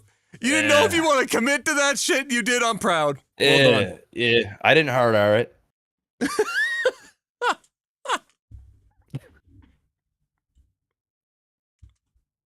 Thanks, Sean. Thank you. Oh, shit. My man said nothing but a dime and a... Yep. You know. You know. Yeah. Yeah, you know. You know. Well, that was quite something. But there you go. I gotta say, listen, I know at this point that No Man's Sky is turning into kind of like the test bed for all the new tech they're putting in their new game, the Light No Fire. But to reuse our other analogy that involved less penis, the bases are being loaded right now in No Man's Sky. They're hitting all these singles, all these doubles. Hero going up there, hitting that bunt to get to first. Whatever is necessary to get the job done, get the bases loaded. All to set up the opportunity to hit this grand slam with Light No Fire. And No Man's Sky is just insane now. It's crazy. Like, it just visually, it is in a different fucking universe, no pun, than it was originally. And, like, unironically, if they, for whatever reason, pivoted at some point in No Man's Sky, and Sean just woke up one day and chose violence, and said, fuck it, I'm just going to overhaul combat and do, like, server meshing so that there's actual multiplayer and we can get some trading in because we already have the stations and everything is in place. If you ask me, do I think that Sean Murray and his team has the ability to put together, like, not the scale of Star Citizen, but close enough to fool the average person that wouldn't really at that point know the difference anymore? And do I think they could get it done and still push it out before Star Citizen releases for the amount of money? The answer is yes. Yes. Oh, 100%. 100%. Because he's been nurturing that relationship, man. That's the difference, right? That's the difference.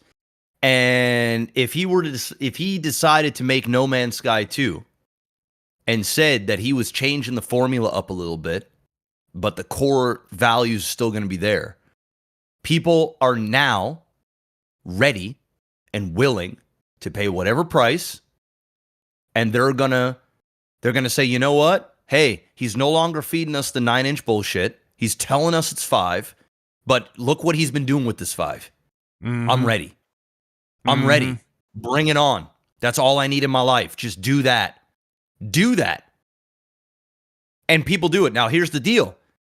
The flip side is, if he didn't do all this shit that he's been doing over the last several years, and he told people No Man's Sky 2 was coming out and it's going to be different, and he said all the same things that I just said, people are going, fuck you. You're full of shit.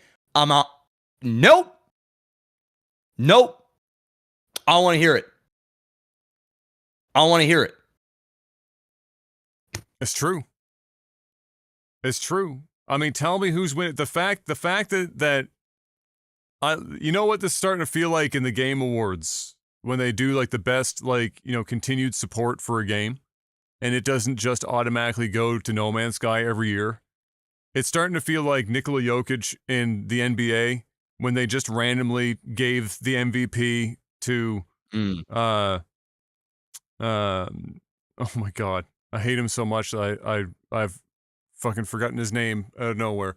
But they just randomly were like, you know what? No, we've given it to Jokic too many times. We need to break this up. I'm getting voter fatigue. We know that he's actually the MVP, but we can't give it to him again, and so they didn't. And now they're back on that hype train because he's under at this point. He's not even giving them an option anymore. His stats and his players, there's not a single ratifiable stat in which he is not destroying everyone in the league. He is putting up better 3-point percentage than Curry at his peak in his career. He is putting up more average points than Shaq at the peak of his career. He is out rebounding. He is out steals. He is out passing. He is literally shitting on everyone's peak years simultaneously right now, to the point where the current discussion is if he were to win MVP this year, which he will, because if he doesn't, there will be a riot. And 2, if he wins the championship this year, it might be considered the greatest individual year in the history of the sport. And there's nothing that anyone can say about it. That's where No Man's Sky is at right now. If you're still out there hating on No Man's Sky because of what happened in its release year, you're delusional. You're just hating for the sake of hating at this point. Because the on paper and the impracticum, what's happening right now with No Man's Sky, this is greater, consistent, and quality support any individual game, especially one that was literally tarred and feathered, death-threaded, bomb-threaded, the whole 9 yards on launch. Nobody has come even remotely close. And now that they've been out of the woods, they're still going. They still haven't asked for $1. Like, name me, like, they put out their VR update for free. Todd Howard's still out here charging you money for VR Skyrim, even if you already own Skyrim. Like, you ain't getting this from no other bitch. Like Jeff said, this man is at home now. He's got the 5, but it starts feeling like a 6 because he's cooking, he's cleaning, he's taking care of your mom, he's fucking doing all the work. You ain't got to work no more. Everything is being handled for $0 and 0 cents. All you got to do is respect the game. And it keeps showing up. That's it. People need to learn. These devs need to learn. There are examples out there, but like I said at the very beginning that started all this, a lot of current devs, team leads, etc., look at all this information and go, nah, I don't need any of that. I can do it myself. I can do it better. No, you can't. And as it turns out, no, you really, really, truly cannot. You're bad. You're actually horrible. Yep. Horrific. And I dare say, not to spin this out to another conversation, but this is a serious byproduct to some degree of an extended period of time in which merit as a form of hiring practice went out the door. And other things were used beyond somebody's actual merit to do the hiring. Just going to put that out there real quick. Oh, yeah. As it turns out, that's a pretty fucking terrible philosophy and gets nothing done. It burns endless money for terrible, horrible, company folding results. Time after time after time. Concord? Yeah, well, I mean, shit. You want a poster child? Goddamn. I mean, think about this for a second. If you think about it, Concord and Marvel Rivals tried to do the same thing.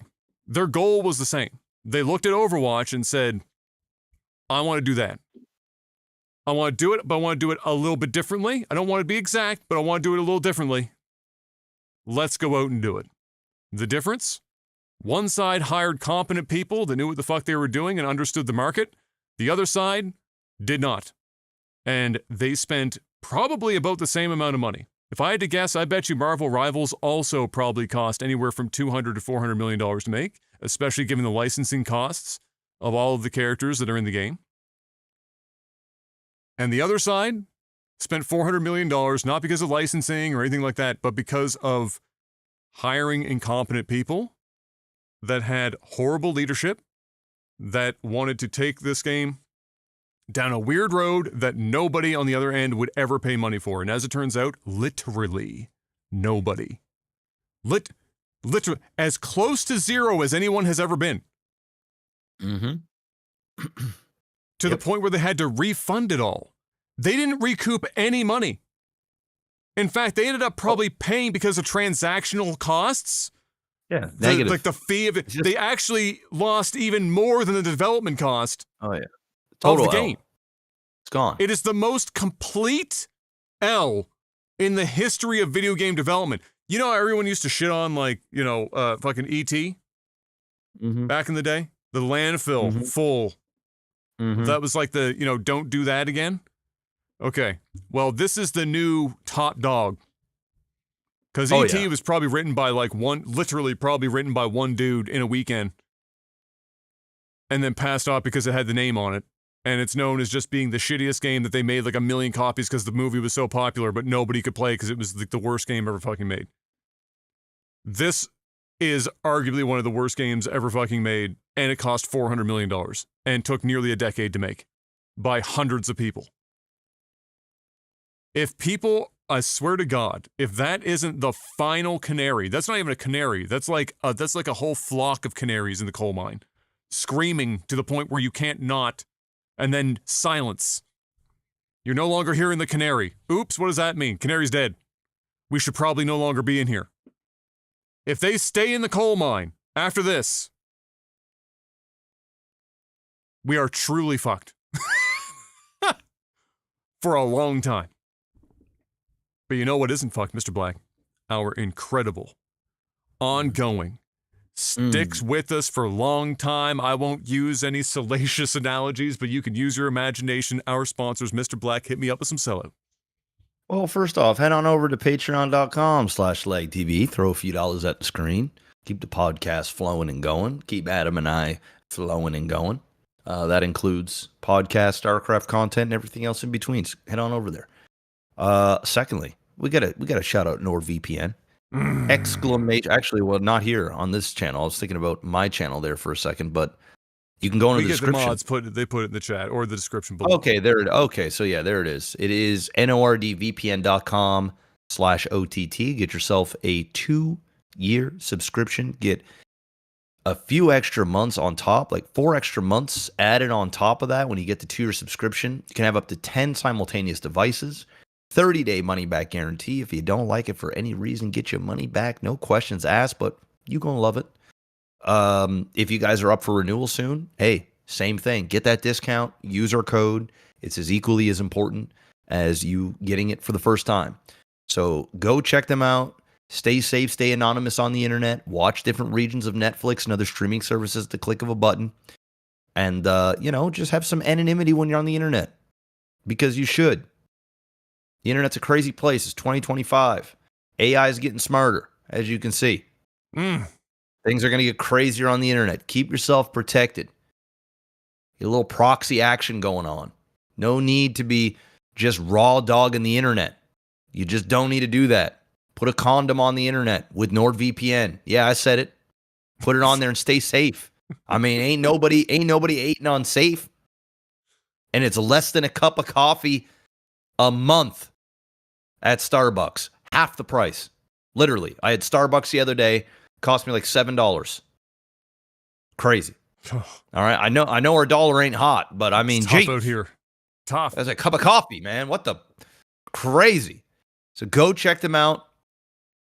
NORDVPN.com/OTT. Support us, support yourselves, of course, and the sponsor all at once for less than a cup of coffee a month.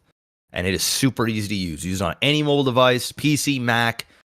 It don't matter.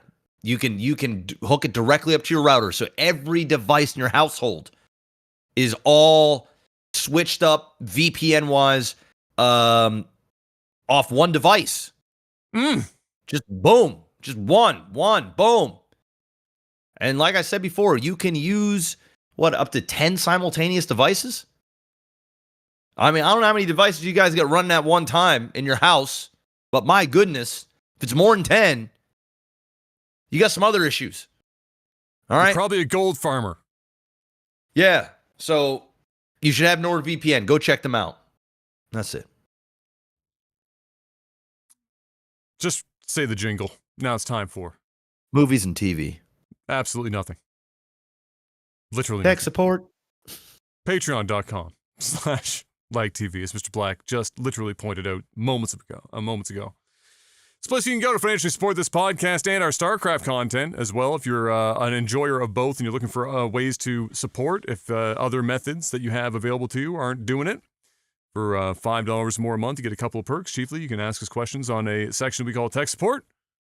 I put up a post before the podcast each week called Tech Support, where you can ask us questions, and we give you the answers in the time that we've got. Let's see what we got this week. Kalutzi asks, what good life or work advice have you received from your parents or friends? I've got a really easy one. This is one of the... This is still one that I use now, and for some people it might not be applicable the more you scale up your business in the modern era. But for me, I think what that tells me individually is that I would only want to scale myself to the point where this is no longer perhaps viable, and then I don't know if I would want to go further personally.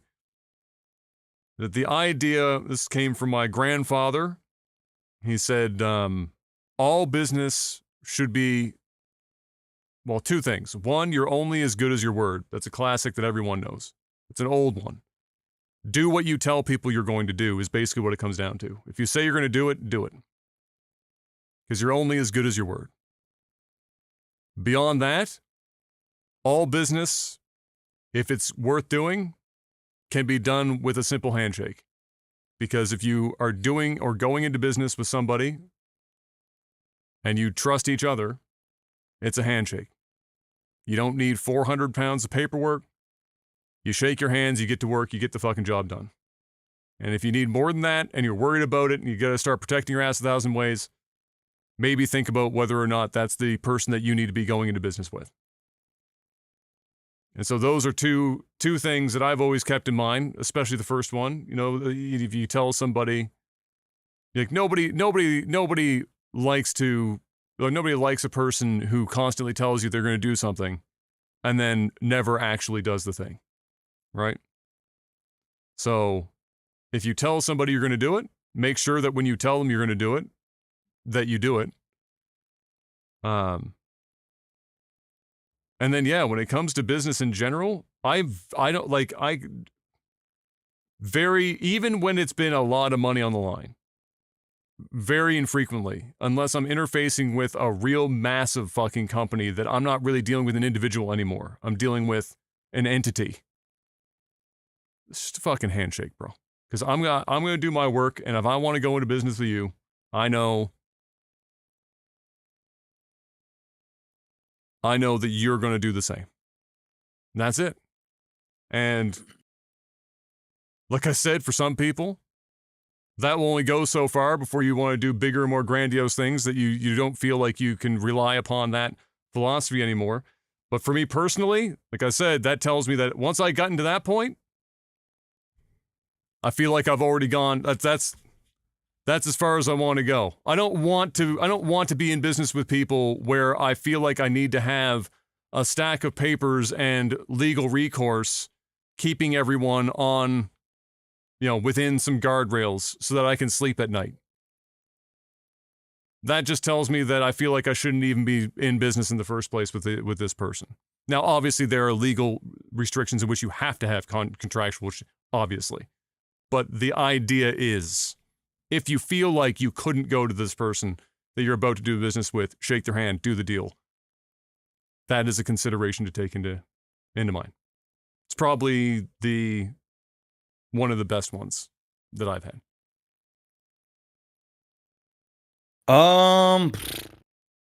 What was the question? Life advice? Like good that work I got, or life advice? Yeah, work or life? Work or life from parents or friends. Well, my parents, I haven't really got. I mean, the work advice my father gives me, I just totally just didn't listen to over the years. Because my dad's always been a workaholic. He's still He's probably working right now, and I take after him in that aspect. But he's always told me that, like, bro, you got to slow down and just enjoy life a little bit, be present. And I just, just work. I try my best to do that. I think I've been doing much better with it over the last few years, but pretty much my entire adult life so far has just been work. I mean, my parents always told me, my dad always told me, he never liked liars. I'm not a liar. Probably be easier sometimes if I were. But I'm not a liar. And in fact, almost to a fault where, if Kayla makes something for dinner and she asks, like, how did you like it? I not will even legitimately, a white lie. Exactly. I will legitimately tell her, like, yeah, that wasn't it. Like, I didn't like that. But hey, like, thanks for making it. But like, I didn't like it. Because what that does is that makes it so that, she won't make that anymore. For one, because I'm not, I don't want to, like, if you know what I mean? I'm just giving examples. Like, I just can't, if somebody asks, like, hey, do you feel like going to see a movie tonight? Instead of coming up with an excuse, like, say I didn't want to, instead of coming up with the excuse, like, oh, the wife and I, we have something planned, even though we don't, or, just coming up with some sort of white lie to, like, kind of, get out of the deal. I'll just say straight up, nah, bro, I'm just not feeling it. I just don't feel like going. You know what I mean? That's just how I am.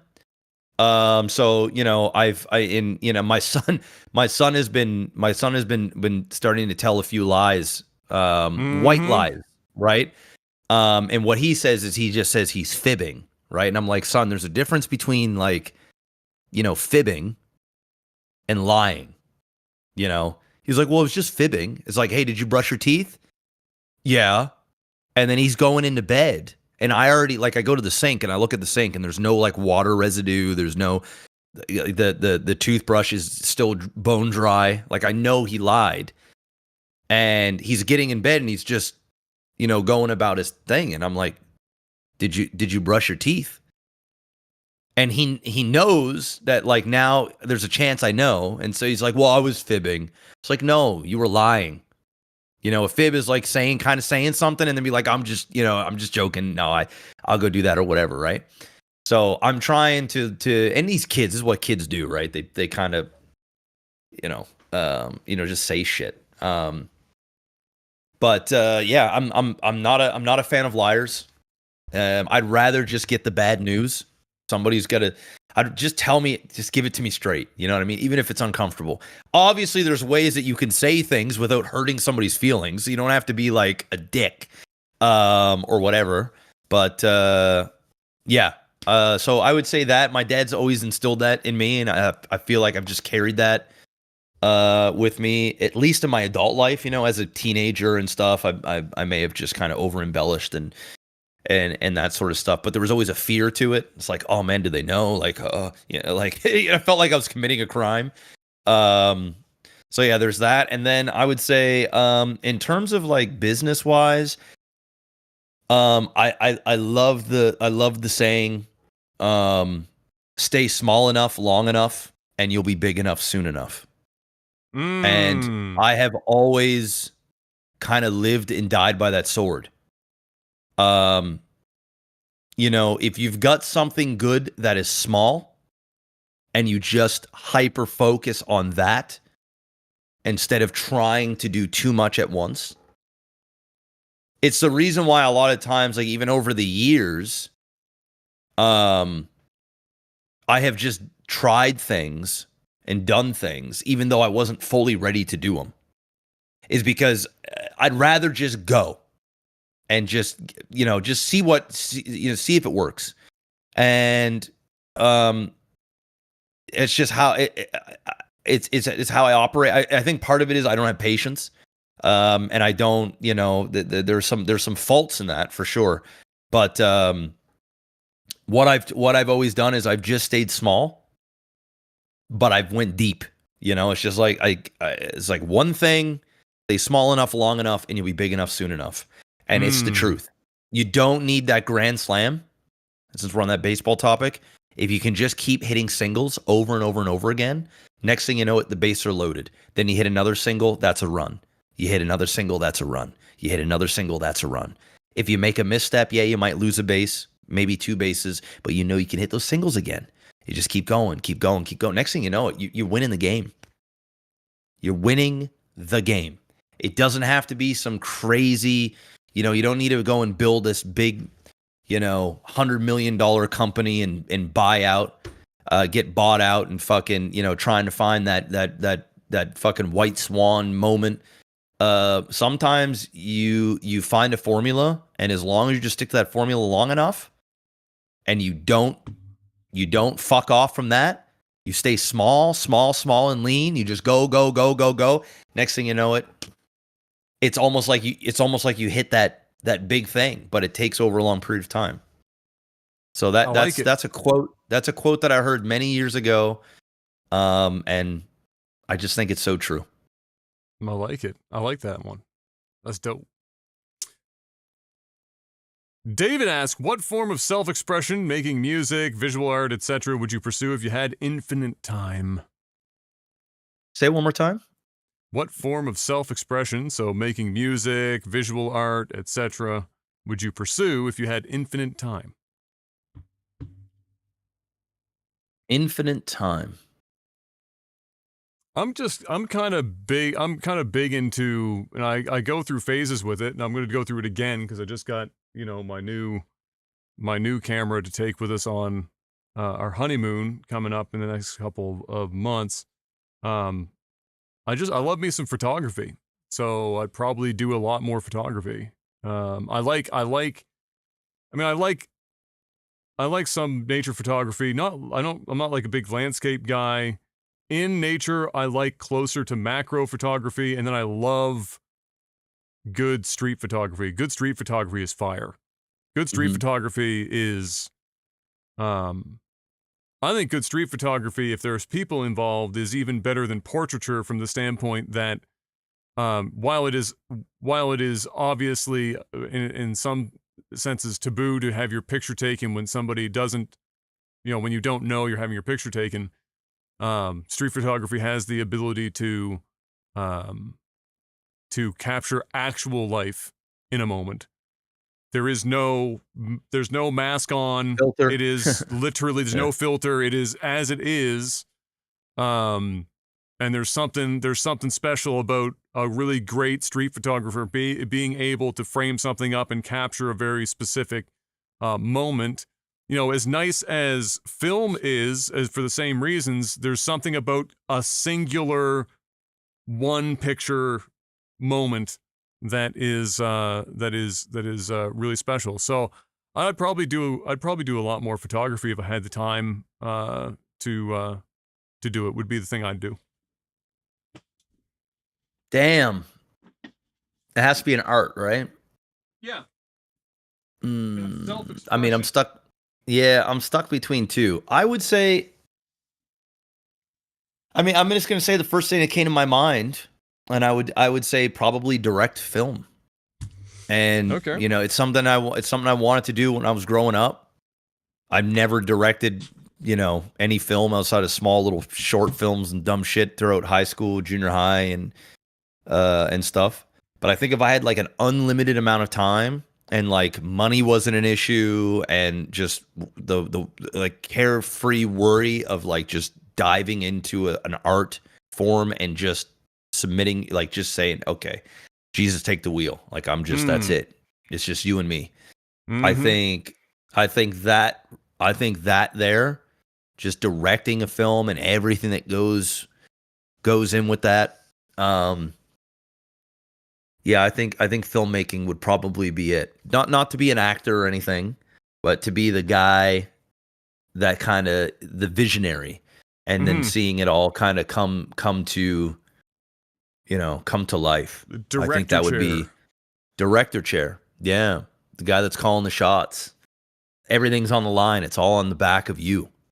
It reminds me of when we were younger, and and you had your shtick where you were big into making movies about like literally fucking anything. I mean, the one that got the theme that was real popular for a hot minute there was after we had watched The Matrix for the first time, and so there was a whole bunch of short films where you were recreating or like riffing on Matrix fight scenes and shit with like your little camcorder thing, and we'd go out in like off the highway somewhere, just like down like fucking in a ditch somewhere in the woods, in some random open area in Spryfield somewhere, and fucking film this shit. Yeah, good times. It was good. It was good times. I can still see. There's one day, and I can't remember what it was. It was definitely a Matrixy thing, but it was the biggest of all of them that you had done, because there was like 7 or 8 of us there at the time, and it was in the fall, I think, late summer, early fall, and I wish I remembered, but I don't even remember the area specifically, but it was in the woods, but it was in a clear-cut area off the road, and shit, where was that? I don't remember. Fuck, I can see it in my mind, and the cam, and I was because you were acting in this one, I was actually holding the camera for that part, doing some of the filming, and shit, fuck, but yeah, there was like 8 of us there that day. There's a ton.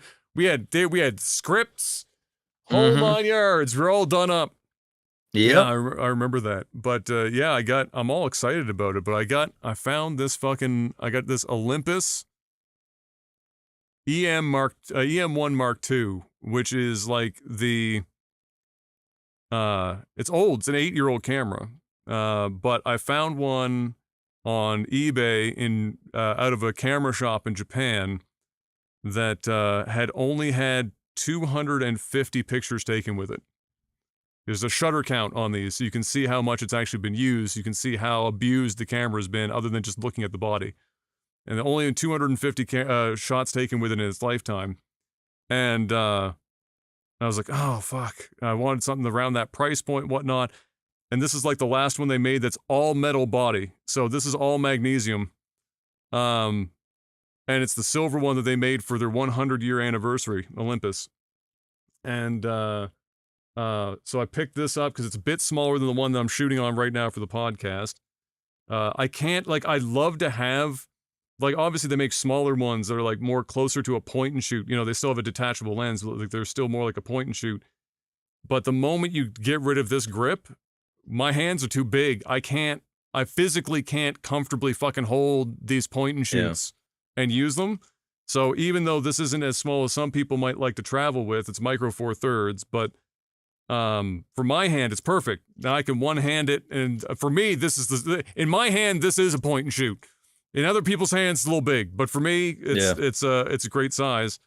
And I'm really looking forward to, you know, we're going to Spain, we're going to Portugal. It's gonna be a ton of fucking like taking fire all the architecture pictures and shit. Oh.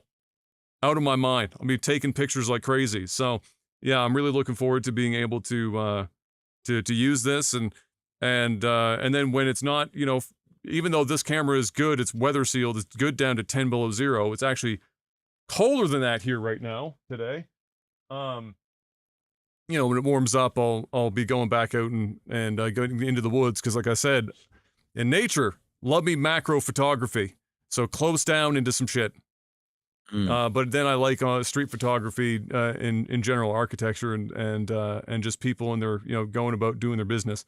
That camera's a little big to be doing street photography with, although people are, the idea was always you wanted to bring the smallest camera you could get away with for street photography, because you didn't want people to know you were taking pictures, because they'd get aware when you got this big fucking, people walking around doing street photography with a full frame fucking Canon that's like, fucking these full frame, the ones they do like a wedding, for example, most of them are using full frame with a battery pack on the bottom. It's like the size of your goddamn chest, and then the lenses are like fucking double-handed barrels coming off the end of them. You're walking around the city taking pictures. People are like, wow, what the fuck, calm down.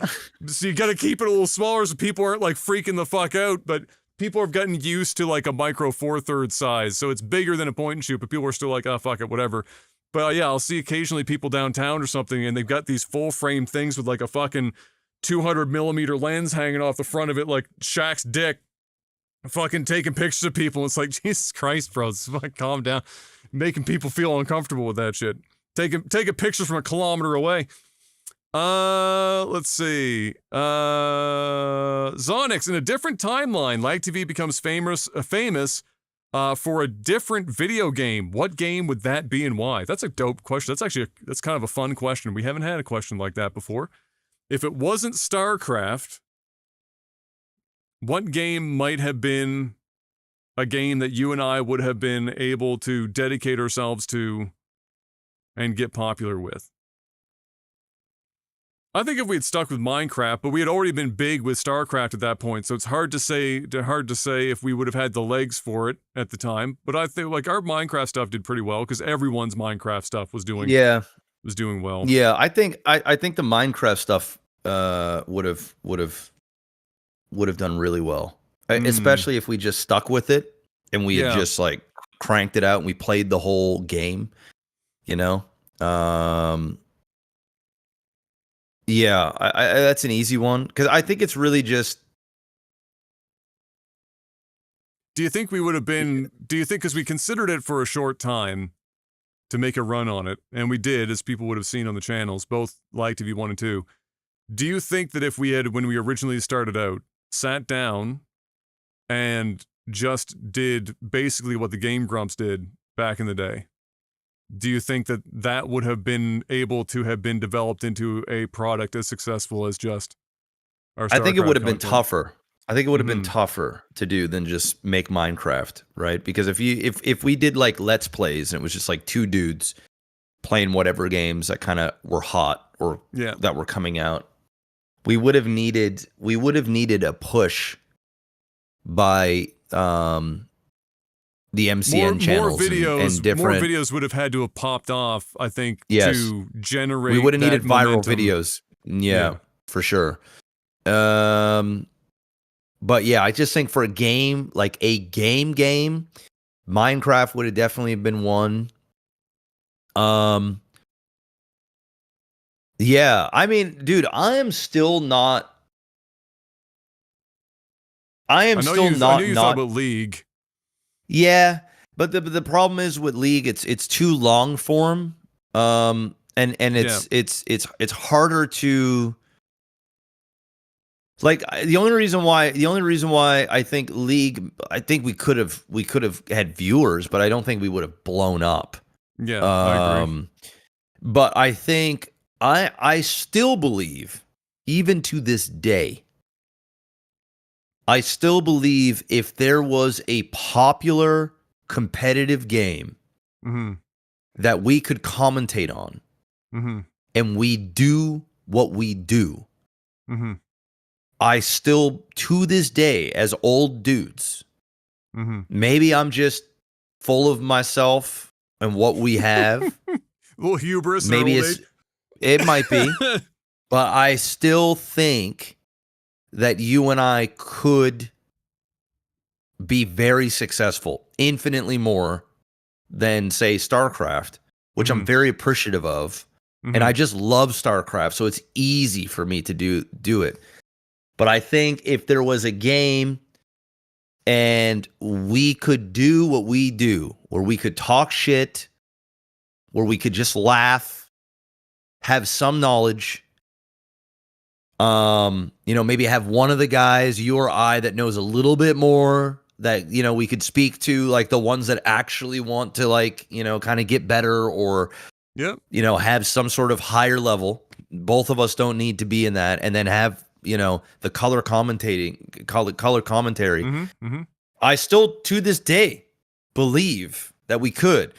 Our biggest issue has been, and it's not even really an issue, to be honest, because I'm totally fine with what we built, and we're still able to, not pay all of our bills per se off of what we do. We both do things on the side, to make up for the difference. But I mean, we don't make a small amount of money doing what we're doing.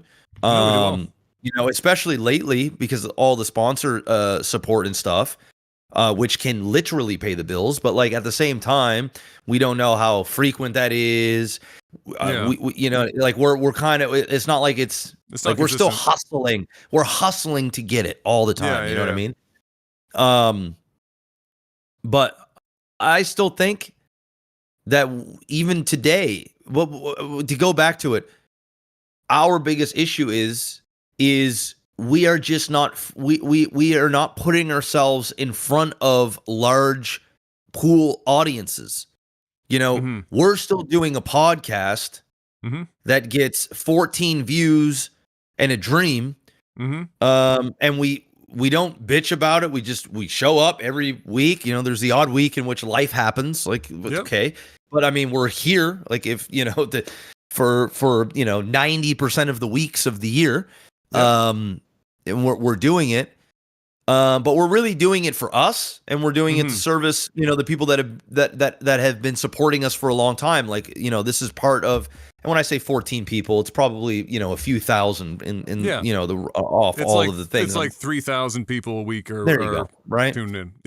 Yeah. So, it's not like huge, but it's not small. Like, there's the vast majority of podcasts don't have, 20 listeners, exactly. We have an audience, and we're rewarded for it.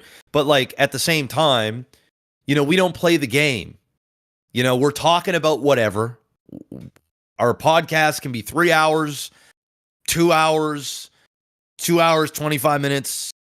It can be, it can be whatever. We don't really, we're not doing the things that you need to do to grow, essentially.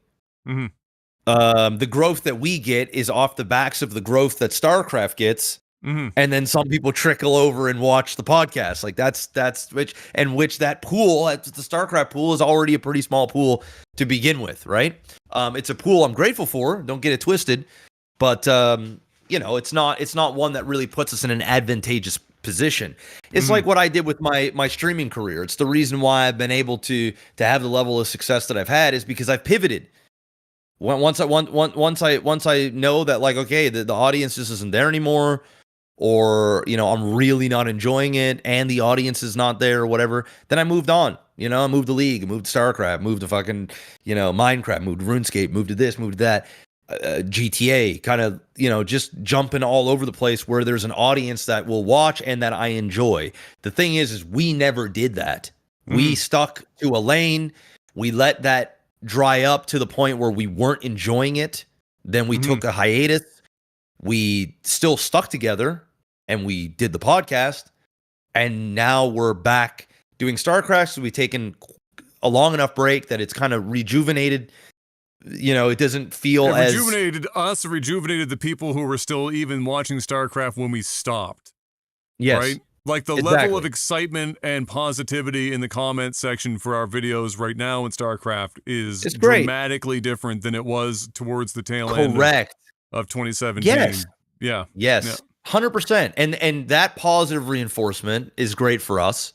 Yeah. You know, wanting to go to our YouTube videos and actually read the comments and like interact with people and put our best foot forward when we're doing the cast. I mean, back in towards the tail end, we would just slap together games, do a marathon stream once, cast like 30 games in a day and just run that bitch, for like the next 2-3 months, right? It was just minimal effort because we weren't enjoying it. But I believe still that if there was a game that was popular and we were consistent, like we are consistent with StarCraft, and we had a formula, we already have the formula, but we tailor it towards that game. I still believe that you and I would absolutely, would we have millions of subscribers? Probably not, but I truly believe that like we would do better than probably we've ever done in our entire streaming content creation thing, just because of the chemistry that we have, and we just know each other. Are we the funniest dudes in the world? No, we're a little fucking, we are you know what I mean? Like, there you go. And that's all that, and our little pocket of the internet enjoys and gets our humor, and they get what we do. We don't take it too serious. Unless I'm like grinding ladder, and then I can get worked up. But I mean, that's just like different. But like the stuff that we do it's lighthearted. It's whatever. Even when we poke fun at people, we don't do it in a way that's like, really shitting on somebody. We try and do it because fun. It's and I part think of if the show. It's like that's part of the show. And what we do. It's been one of the things I was mildly concerned about with this new push that we've been getting here on Lag TV for the StarCraft stuff is, because we've been getting, our subscription account's been, per 30 days has been great. I mean, we've been the last 2 months, or last 30-day windows have been, 500-600 subscribers. We're almost 800 in the last 28 days. And then this recent one is looking like it's skewing closer to 800 per 28 days. And, one of the things that it always passed through my mind was like, man, okay, so a lot of these are going to be people coming back that just either had unsubbed for a while or whatever. Some of it, but some of them are new, and we kind of when we prompted people to let us know about the noises with the cast from this week, and so I was reading the comments for that, and seeing how many people who are new viewers who talked about mentioned that they were new, because we were like, how many of you are actually first time, never seen a Lag TV thing until recently type of a viewer, because it was hard for us to gauge how many were returning people and how many were honest to God brand spanking new viewers. And I was a little concerned. I was like, man, because again, how we treat our StarCraft casts and how we rib the players, the average StarCraft player, for, fucking up or whatever else. My concern was like, without context, a new person comes across one of our videos and they see that, and maybe they don't get it. Maybe they think that we are being quite literal about when we're like shitting on a player or like a decision or something. Like maybe we're not, like, even though typically we lay it on pretty thick, maybe they don't quite understand what's going on here. The whole show is the average StarCraft player making your average mistakes, and we're just here to laugh at it, because everyone in, like, pretty much every average player has made those mistakes or worse at some point, and it's nice to be able to kind of remember that StarCraft is a really hard game.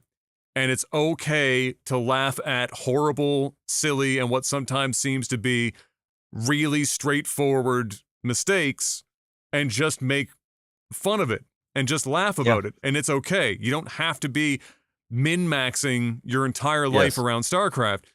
And then the layer on top of that is, obviously, you and I have known each other now for almost 25 years. We can literally read each other's minds. People might, like, I don't know how, like, there is something that people might not understand how difficult it might be, but for us, it's not. is here's an example. If you go and watch casters of anything, StarCraft doesn't matter, and you watch them when they're casting in an arena together and they're sitting next to one another, and then you watch another tournament that's maybe like an online tournament where they are phoning in on Discord or, whatever the fuck, and they're casting together, 2-3 people, how stark of a contrast it is between those two environments from being in the same room or place and casting, and then how shit and downhill it goes when you're doing it over Discord, because there's a delay, right? There's a delay between what I'm saying, what my microphone's processing chain does. There's like about 100 milliseconds or so. Then Discord latency to Jeff's side and what he hears, and then his processing on what he says reverse through Discord to me. And not being able, because when we cast, we don't have our webcams on. No. It is audio only. We don't even get to see each other's faces. No. So there's no body language. There is no reading. Yeah. And what you guys are there's getting, I can't even put my hand up to no, Adam know, like, okay, I got something, there's nothing. It's just you have to purely so the fact that we can do that to the degree that we do, and it probably doesn't read as any differently than if there are two people in the same room, is a large byproduct of being best friends for 25 years. We can literally read each other's minds. And because we've been friends for so long, all of that shows in the casts. We can literally do whatever the fuck. We know with almost out fail when somebody's setting something up, how to knock it down. Everything just fucking and how to goes. big it up. There's a lot of different things that, like Adam will say something and I'll know sort of what to say after that. And it's all improv, right? So it's and Adam knows when I'm getting ready to go on a tangent, or I've got, I know when I can cut Adam off. He knows when he can cut me off, and we don't feel like, dude, this is my time. You know what I mean? Like, don't butt in. Don't do, you know what I mean? It's like, I just trust in what he's going to do, and he trusts in what I'm going to do. And it doesn't always fucking, it's not, they're not all grand slams, right? And then sometimes we get together and I can just tell, like, Adam's not really feeling it, or I'm not really feeling it. So, like, sometimes he's got to step it up. Pick it up. Right. Yeah. And then sometimes I got to step it up. And then there's times where we're both just on, we're both silly. But we just get it. Right. And that's why I still to this day believe that if we put ourselves into, because the formula that we have, and Adam and I, we've had these conversations a dozen times over the years. Right. Yeah. But like the thing that we have, and like the secret sauce outside of us just being friends and knowing each other, but like and how we can bounce off each other, but it's quite literally the Lag TV formula. Yes. Of people, a popular game, rarely is there a spotlight on the unpopular people. The average people, the day-to-day gamer, right? It was all started D2D gaming, right? The old D2D gaming back in the day. And, when you look at, say, a game like League of Legends, a game like Marvel Rivals, a game like Fortnite, all these big, huge multiplayer games that have millions of people that play them, and these content creators that are at the top. So we're talking, the boxers and the fucking, the super big streamers, Flash, and then you've got like the big streamers that play the game that aren't necessarily like pro, but they're super high level. The Doctor Disrespects, the Summits, the fucking the Tim the Tatmans, the Shrouds. These guys, although, Shroud and them, and all these guys probably dabbled in professional stuff. Shroud, I'm not like, especially, especially Shroud. But what I'm trying to say is like more of the people on the entertainment side, opposed to maybe just strictly competitive. I think Shroud's probably the closest thing to the strictly competitive. They have huge followings because of how high of a gameplay they have, but they're on the backs of personality, and the backs of these people are endearing to watch, or maybe they're say like a Doctor's Respect, he's got all the flash, he says the crazy things and the controversies and stuff. Like there's all of the different sauce there. But with Leg TV, it's like we don't focus on the people that are the 1% or the 0.1%. We're focusing on the 99%. And think about it. If you can figure out how to hook all of these people into watching your stuff and watching other people at your level, and you can learn things from a non-professional side, from like, and it's humorous and it's funny and it's like dumb and kind of juvenile at times. But I would imagine that your audience potential is infinitely bigger than just watching the best of the best play from just a number standpoint. But it's a hard cookie to crack, because inherently watching low-level stuff isn't that exciting unless you have the sauce to make it an exciting watch, which is ultimately what we try and do with Lag TV. If you were to see 14 hatcheries being made and then mass drones in a professional StarCraft 2 thing, the casters, they may chuckle for a second, but it would almost be like, what is this? StarCraft is dead game. Like, what are we doing here? This is stuff you find on Lag TV. This is something that like fucking Winter StarCraft would have on his channel, like these types of channels. You don't see that on a professional scale with dudes wearing suits with these productions behind them, and there's a few $100,000 prize pool. You don't see that, right? There's a level of prestige that and professionalism that needs to happen, and rightfully so. Rightfully so. But if you can crack the code, I mean, it's endless. You crack the code for Marvel Rivals. You crack the code. Adam goes on a 10-minute tangent at the beginning of the podcast about how fucking ridiculous gold is and platinum and all this stuff. Do you know how many millions of people feel the exact same way as Adam feels? Myself included, and probably the majority of people that are listening to this podcast. How do you find a way to get those people to watch your videos about their struggle and show it in a way that is entertaining for them, so that they can show their friends, hey, the fucking stupid shit that fucking healer did, or how that DPS was in the fucking was talking shit in the game, thinking he was gonna go and get 60 kills and win it for everybody, and this dipshit went and just tore his healer up the whole time because he was doing the dumb shit and being, as Adam would say, a FedEx parcel away, and he can't get healed. If you can find a way to make that super entertaining, that shit is more entertaining for me to watch than a clip of some fucking partly autistic, wild ass crazy player doing most unfathomable control and movements and just wiping the floor clean in a crazy clip, which, is incredible to see. But once you see it, you see it. It's like, it's okay. It's like, man, but I ain't never going to get that good. Almost makes you feel like, bro, I'm just, why do I even play this game? Like, why do I even play? If you can crack the code of everybody going, you know what? The platinum struggles, the gold struggles, the silver, the bronze, shit, the diamond struggles, the pockets of players that are like at the cusp of greatness, but just can't get there. And you can find a way to put humor into that and be relatable, dude.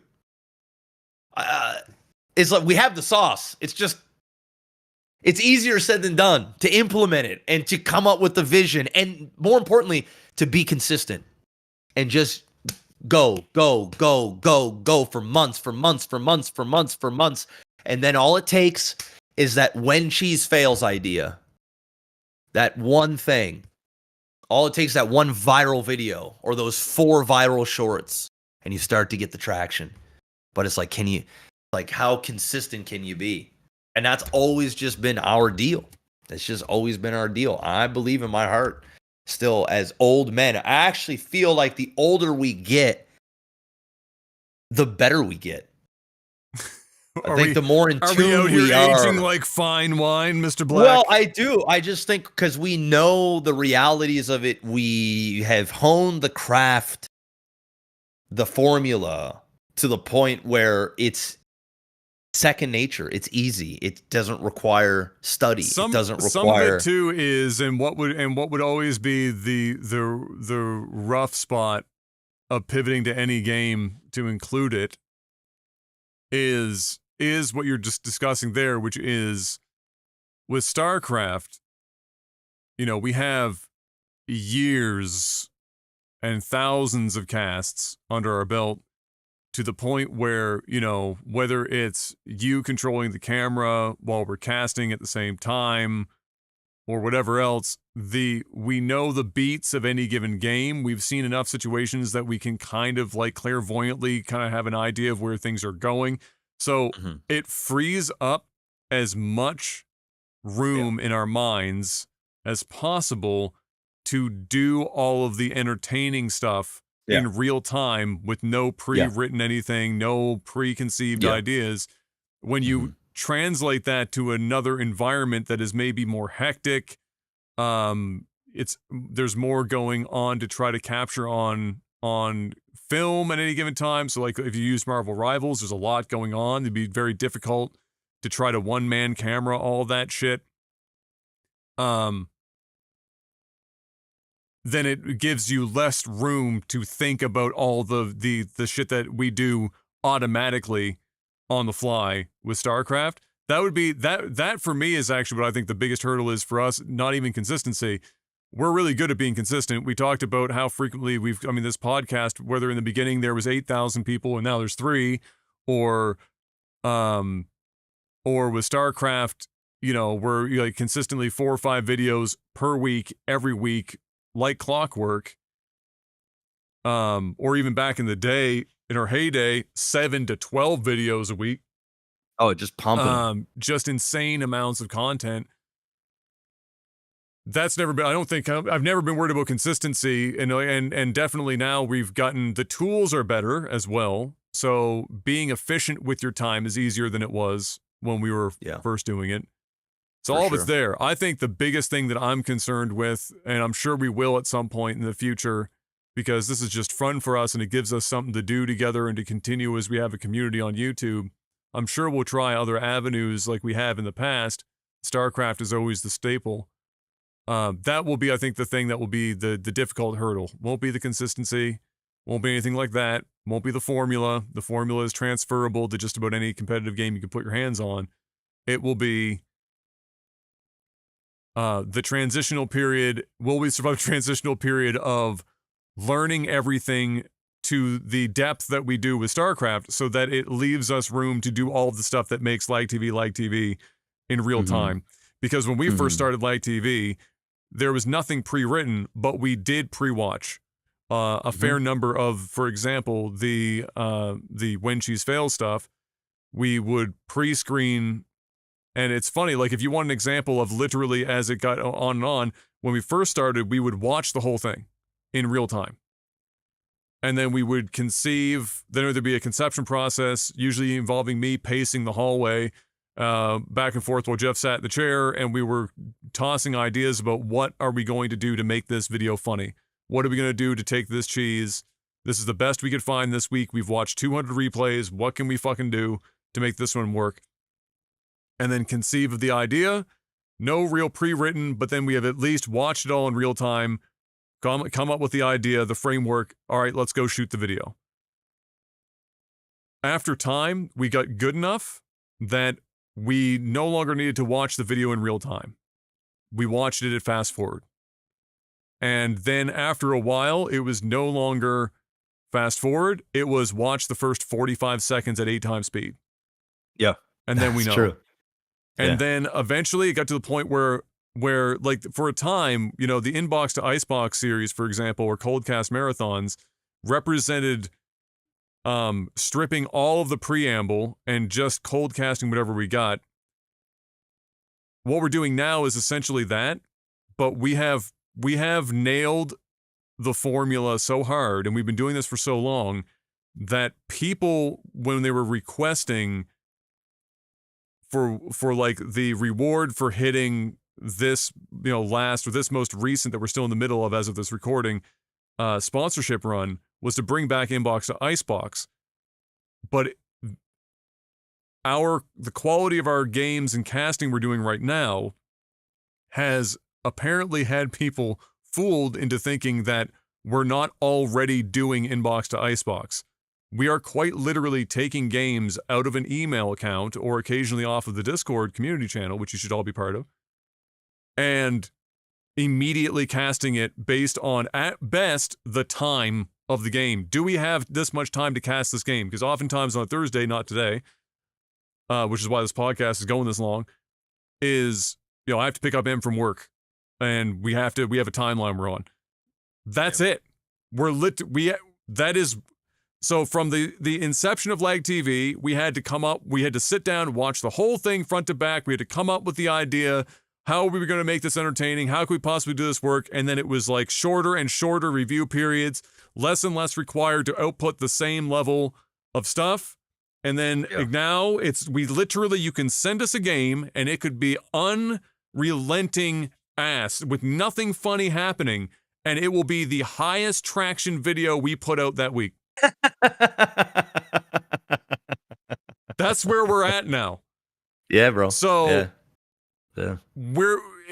I worry about nothing when we do eventually, branch out and try something else, except for what will be lost there in that accumulative knowledge and experience that we have with StarCraft that allows us to not have to do so much to achieve the same level of quality at the other end. I agree. I think the cold hard truth of the matter is, it's been a few weeks since we heard the cold hard truth. It's been a few weeks since I said it, right? Yeah. So yeah. But the truth of the matter is I think no matter what we do, it will require a level of getting back to basics where it's like, okay, we are going to have to do a bit of studying. We're going to have to brainstorm. We're going to have to probably spend way more time than what it's worth right now and be okay with it. And, we're and we've done it before. I mean, look at the Realm Royale stuff that we did. Look at the... Don't mention that. Mark is in chat right now. He's going to be very sad if you mention Realm Royale. I know. But it's like we've done it, but we've only ever done it with niche, small, or not large, huge. Or things we thought that were going to become something. That were going to be big, right? Yes, that's why I haven't put any more effort into Stormgate now. Yeah, is because I just don't feel like that game is gonna materialize to be anything great. But when I thought like there was a chance, I put 150 hours into that game in a month. Yeah. Like I was going hard because at the end of the day, we could have just done the same thing that Adam and I was doing. It's like I can know the intricacies. Adam will watch enough to like understand, and then he'll pick up more stuff over time, and we'll just fucking throw in the. It's perfect. It's like it's just a shoe-in, just different names. We could still do callbacks to different units from StarCraft that are like this, and it would be a way. It would just be easy. But ultimately, I just don't think that that's going to materialize into anything at all. So, it's just. I don't know. Do we do Marvel Rivals? Well, I mean, we could. We absolutely could. But it's like we'd have to sit down and we'd have to figure out like what that thing is and what would be our sauce, right? Because they do have an insane replay system. It's not the replay system. It's getting the replays is our problem. Well, can't you just click on any player on the leaderboard and go look and watch their games? Yes, quite literally. Getting it would be like, but if we were going to try to maintain, for example, what I mean, the average players, whatever.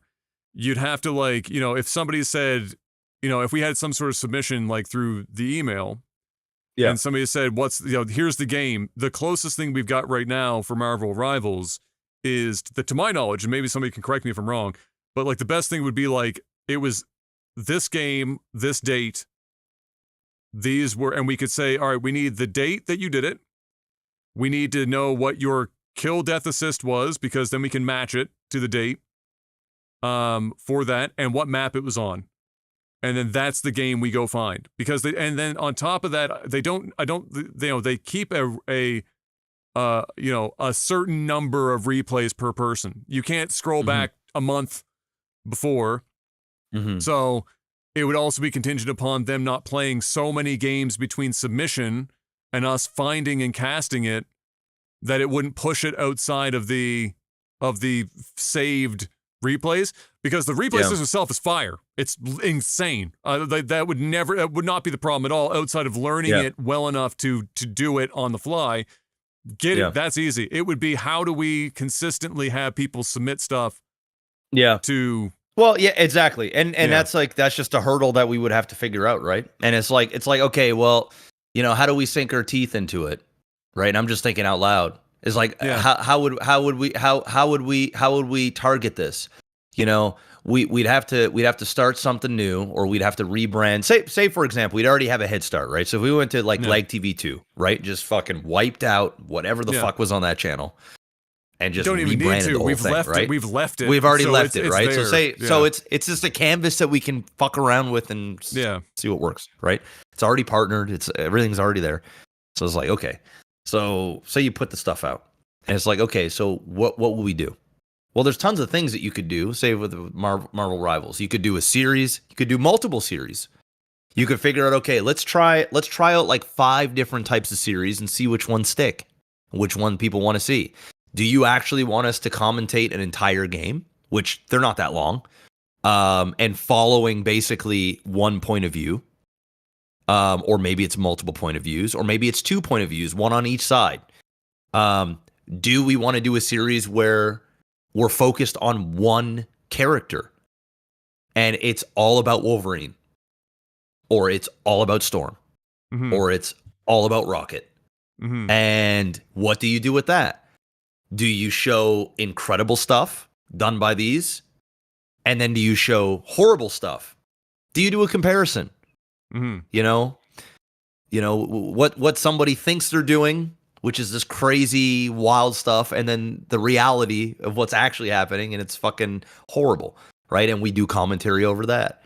Do you do, I don't know. Do you just do something where we're just watching a point of view and we're just cutting them up the whole time, right? There are a multiple amount, like there you could even have one series on the channel that is strictly looking at the top 50 games or 50 replays each week, and you're picking the best, and there's just one series that just shows the most up and coming player, or the most wild plays, or the most ridiculous stuff. You know what I'm saying? Here's my idea. Here's my idea.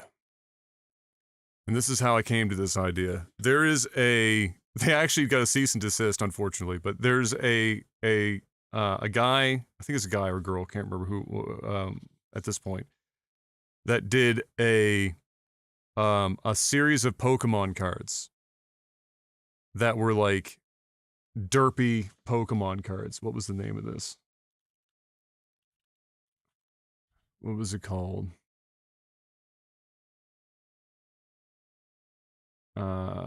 Shit. Oh. Is it literally called? Wow, that's loud. Is it literally called like Poke Pals or Poke Derp or something? Anyway. Or what is this? Poke Knots. That's it.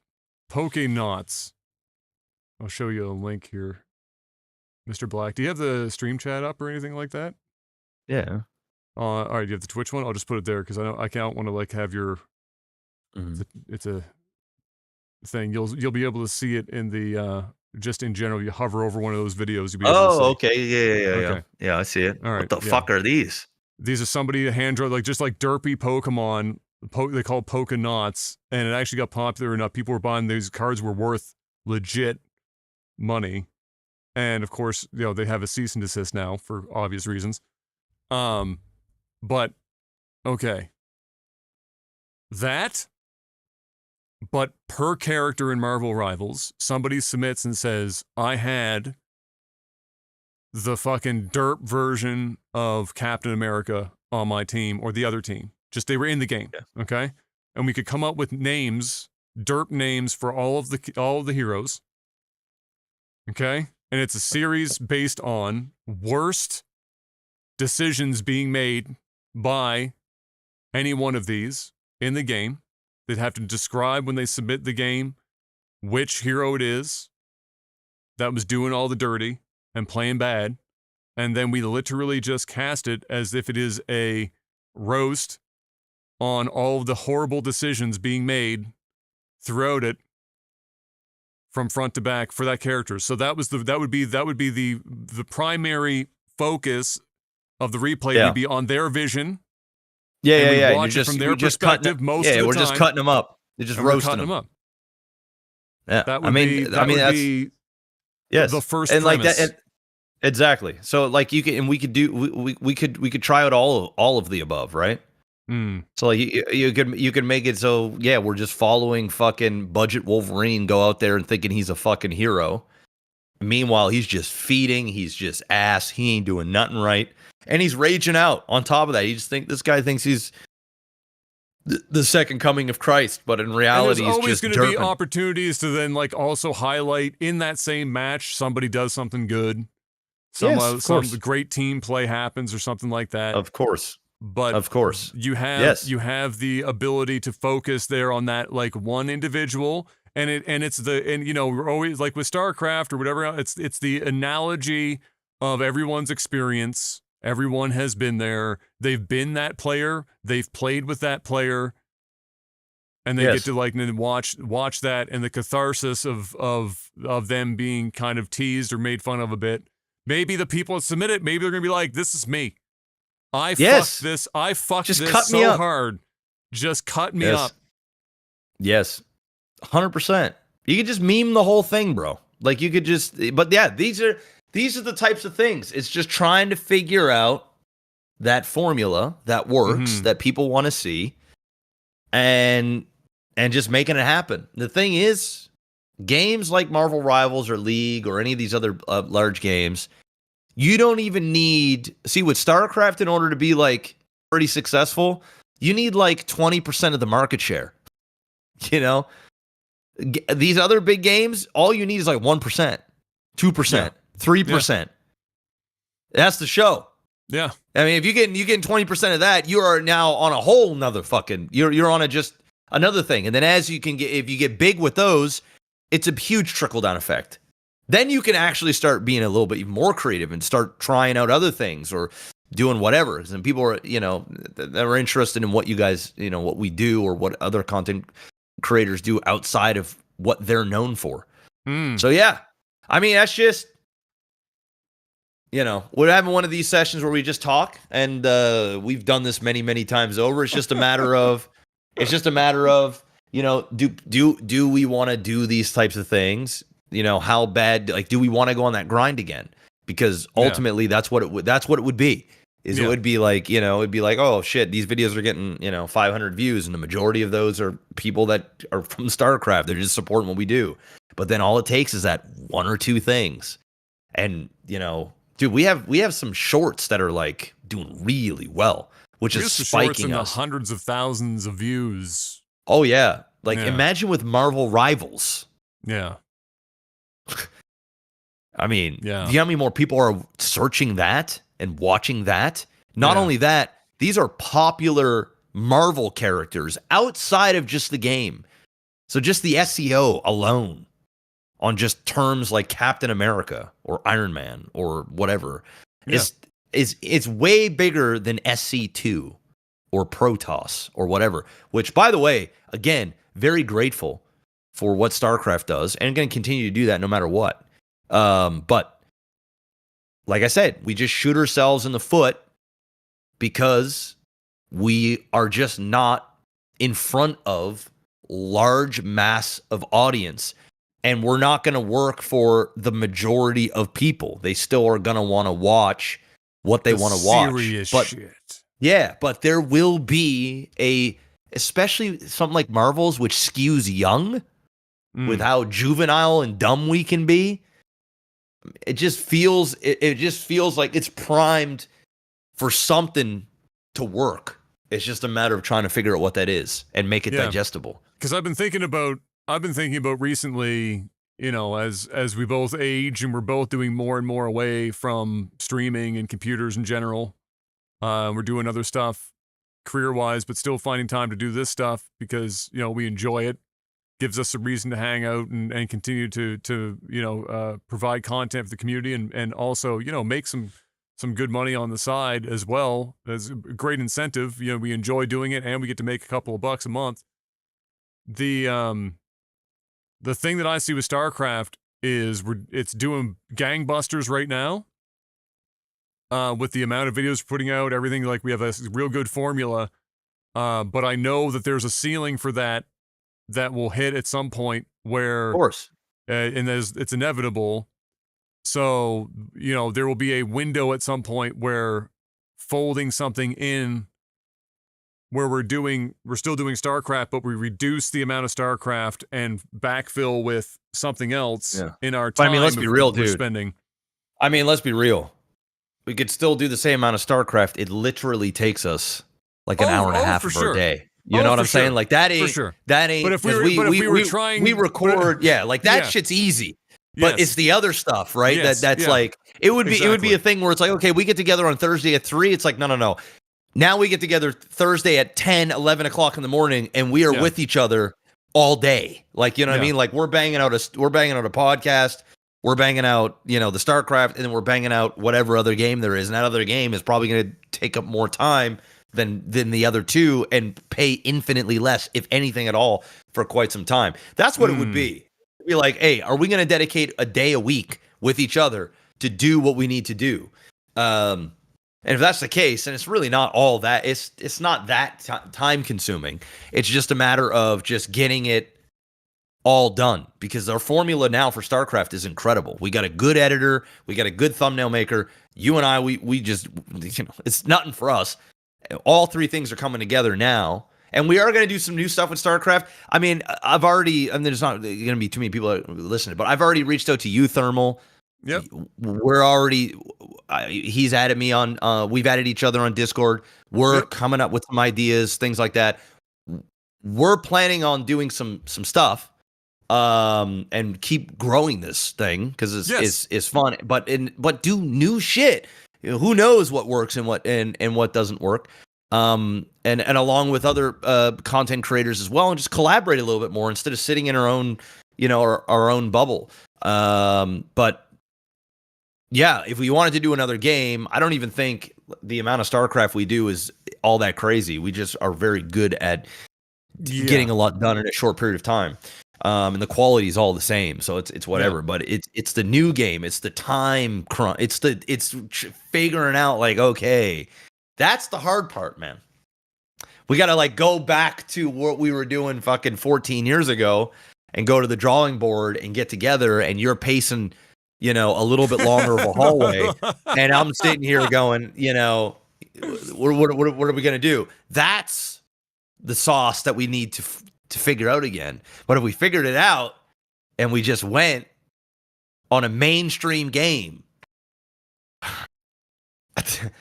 I don't know, man. I don't necessarily see I feel like bad performing fucking mainstream game is still gonna outperform a StarCraft 2 piece of content in the year 2025.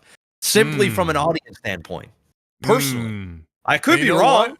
I haven't seen a lot of Marvel Rivals stuff other than shorts and shit, because it's obviously skews young. Yeah. So it's a bunch of like people doing some shorts and stuff. So Yeah. Yep. And we're good at doing content that is shorts convertible. So we got an editor. There's We got an editor. room. There's room here. And it's like one of these things where it's like we can't, if we do something like that, it's like we can't wait until the wheels fall off. It's like we gotta go. You know what I mean? Yeah. Like we gotta get going. Like that's the thing, is because it's all about timing, right? And then you need like there's a seasoning period where basically you need to grind it out for a while to let the algorithm do its fucking thing and kind of figure out like our thing, like get down a good product, because there's gonna be some hits and some misses for sure. But then it's just like, dude, you come up with one series, one when cheese fails, but in a mainstream game that just kicks off, boom, it's over.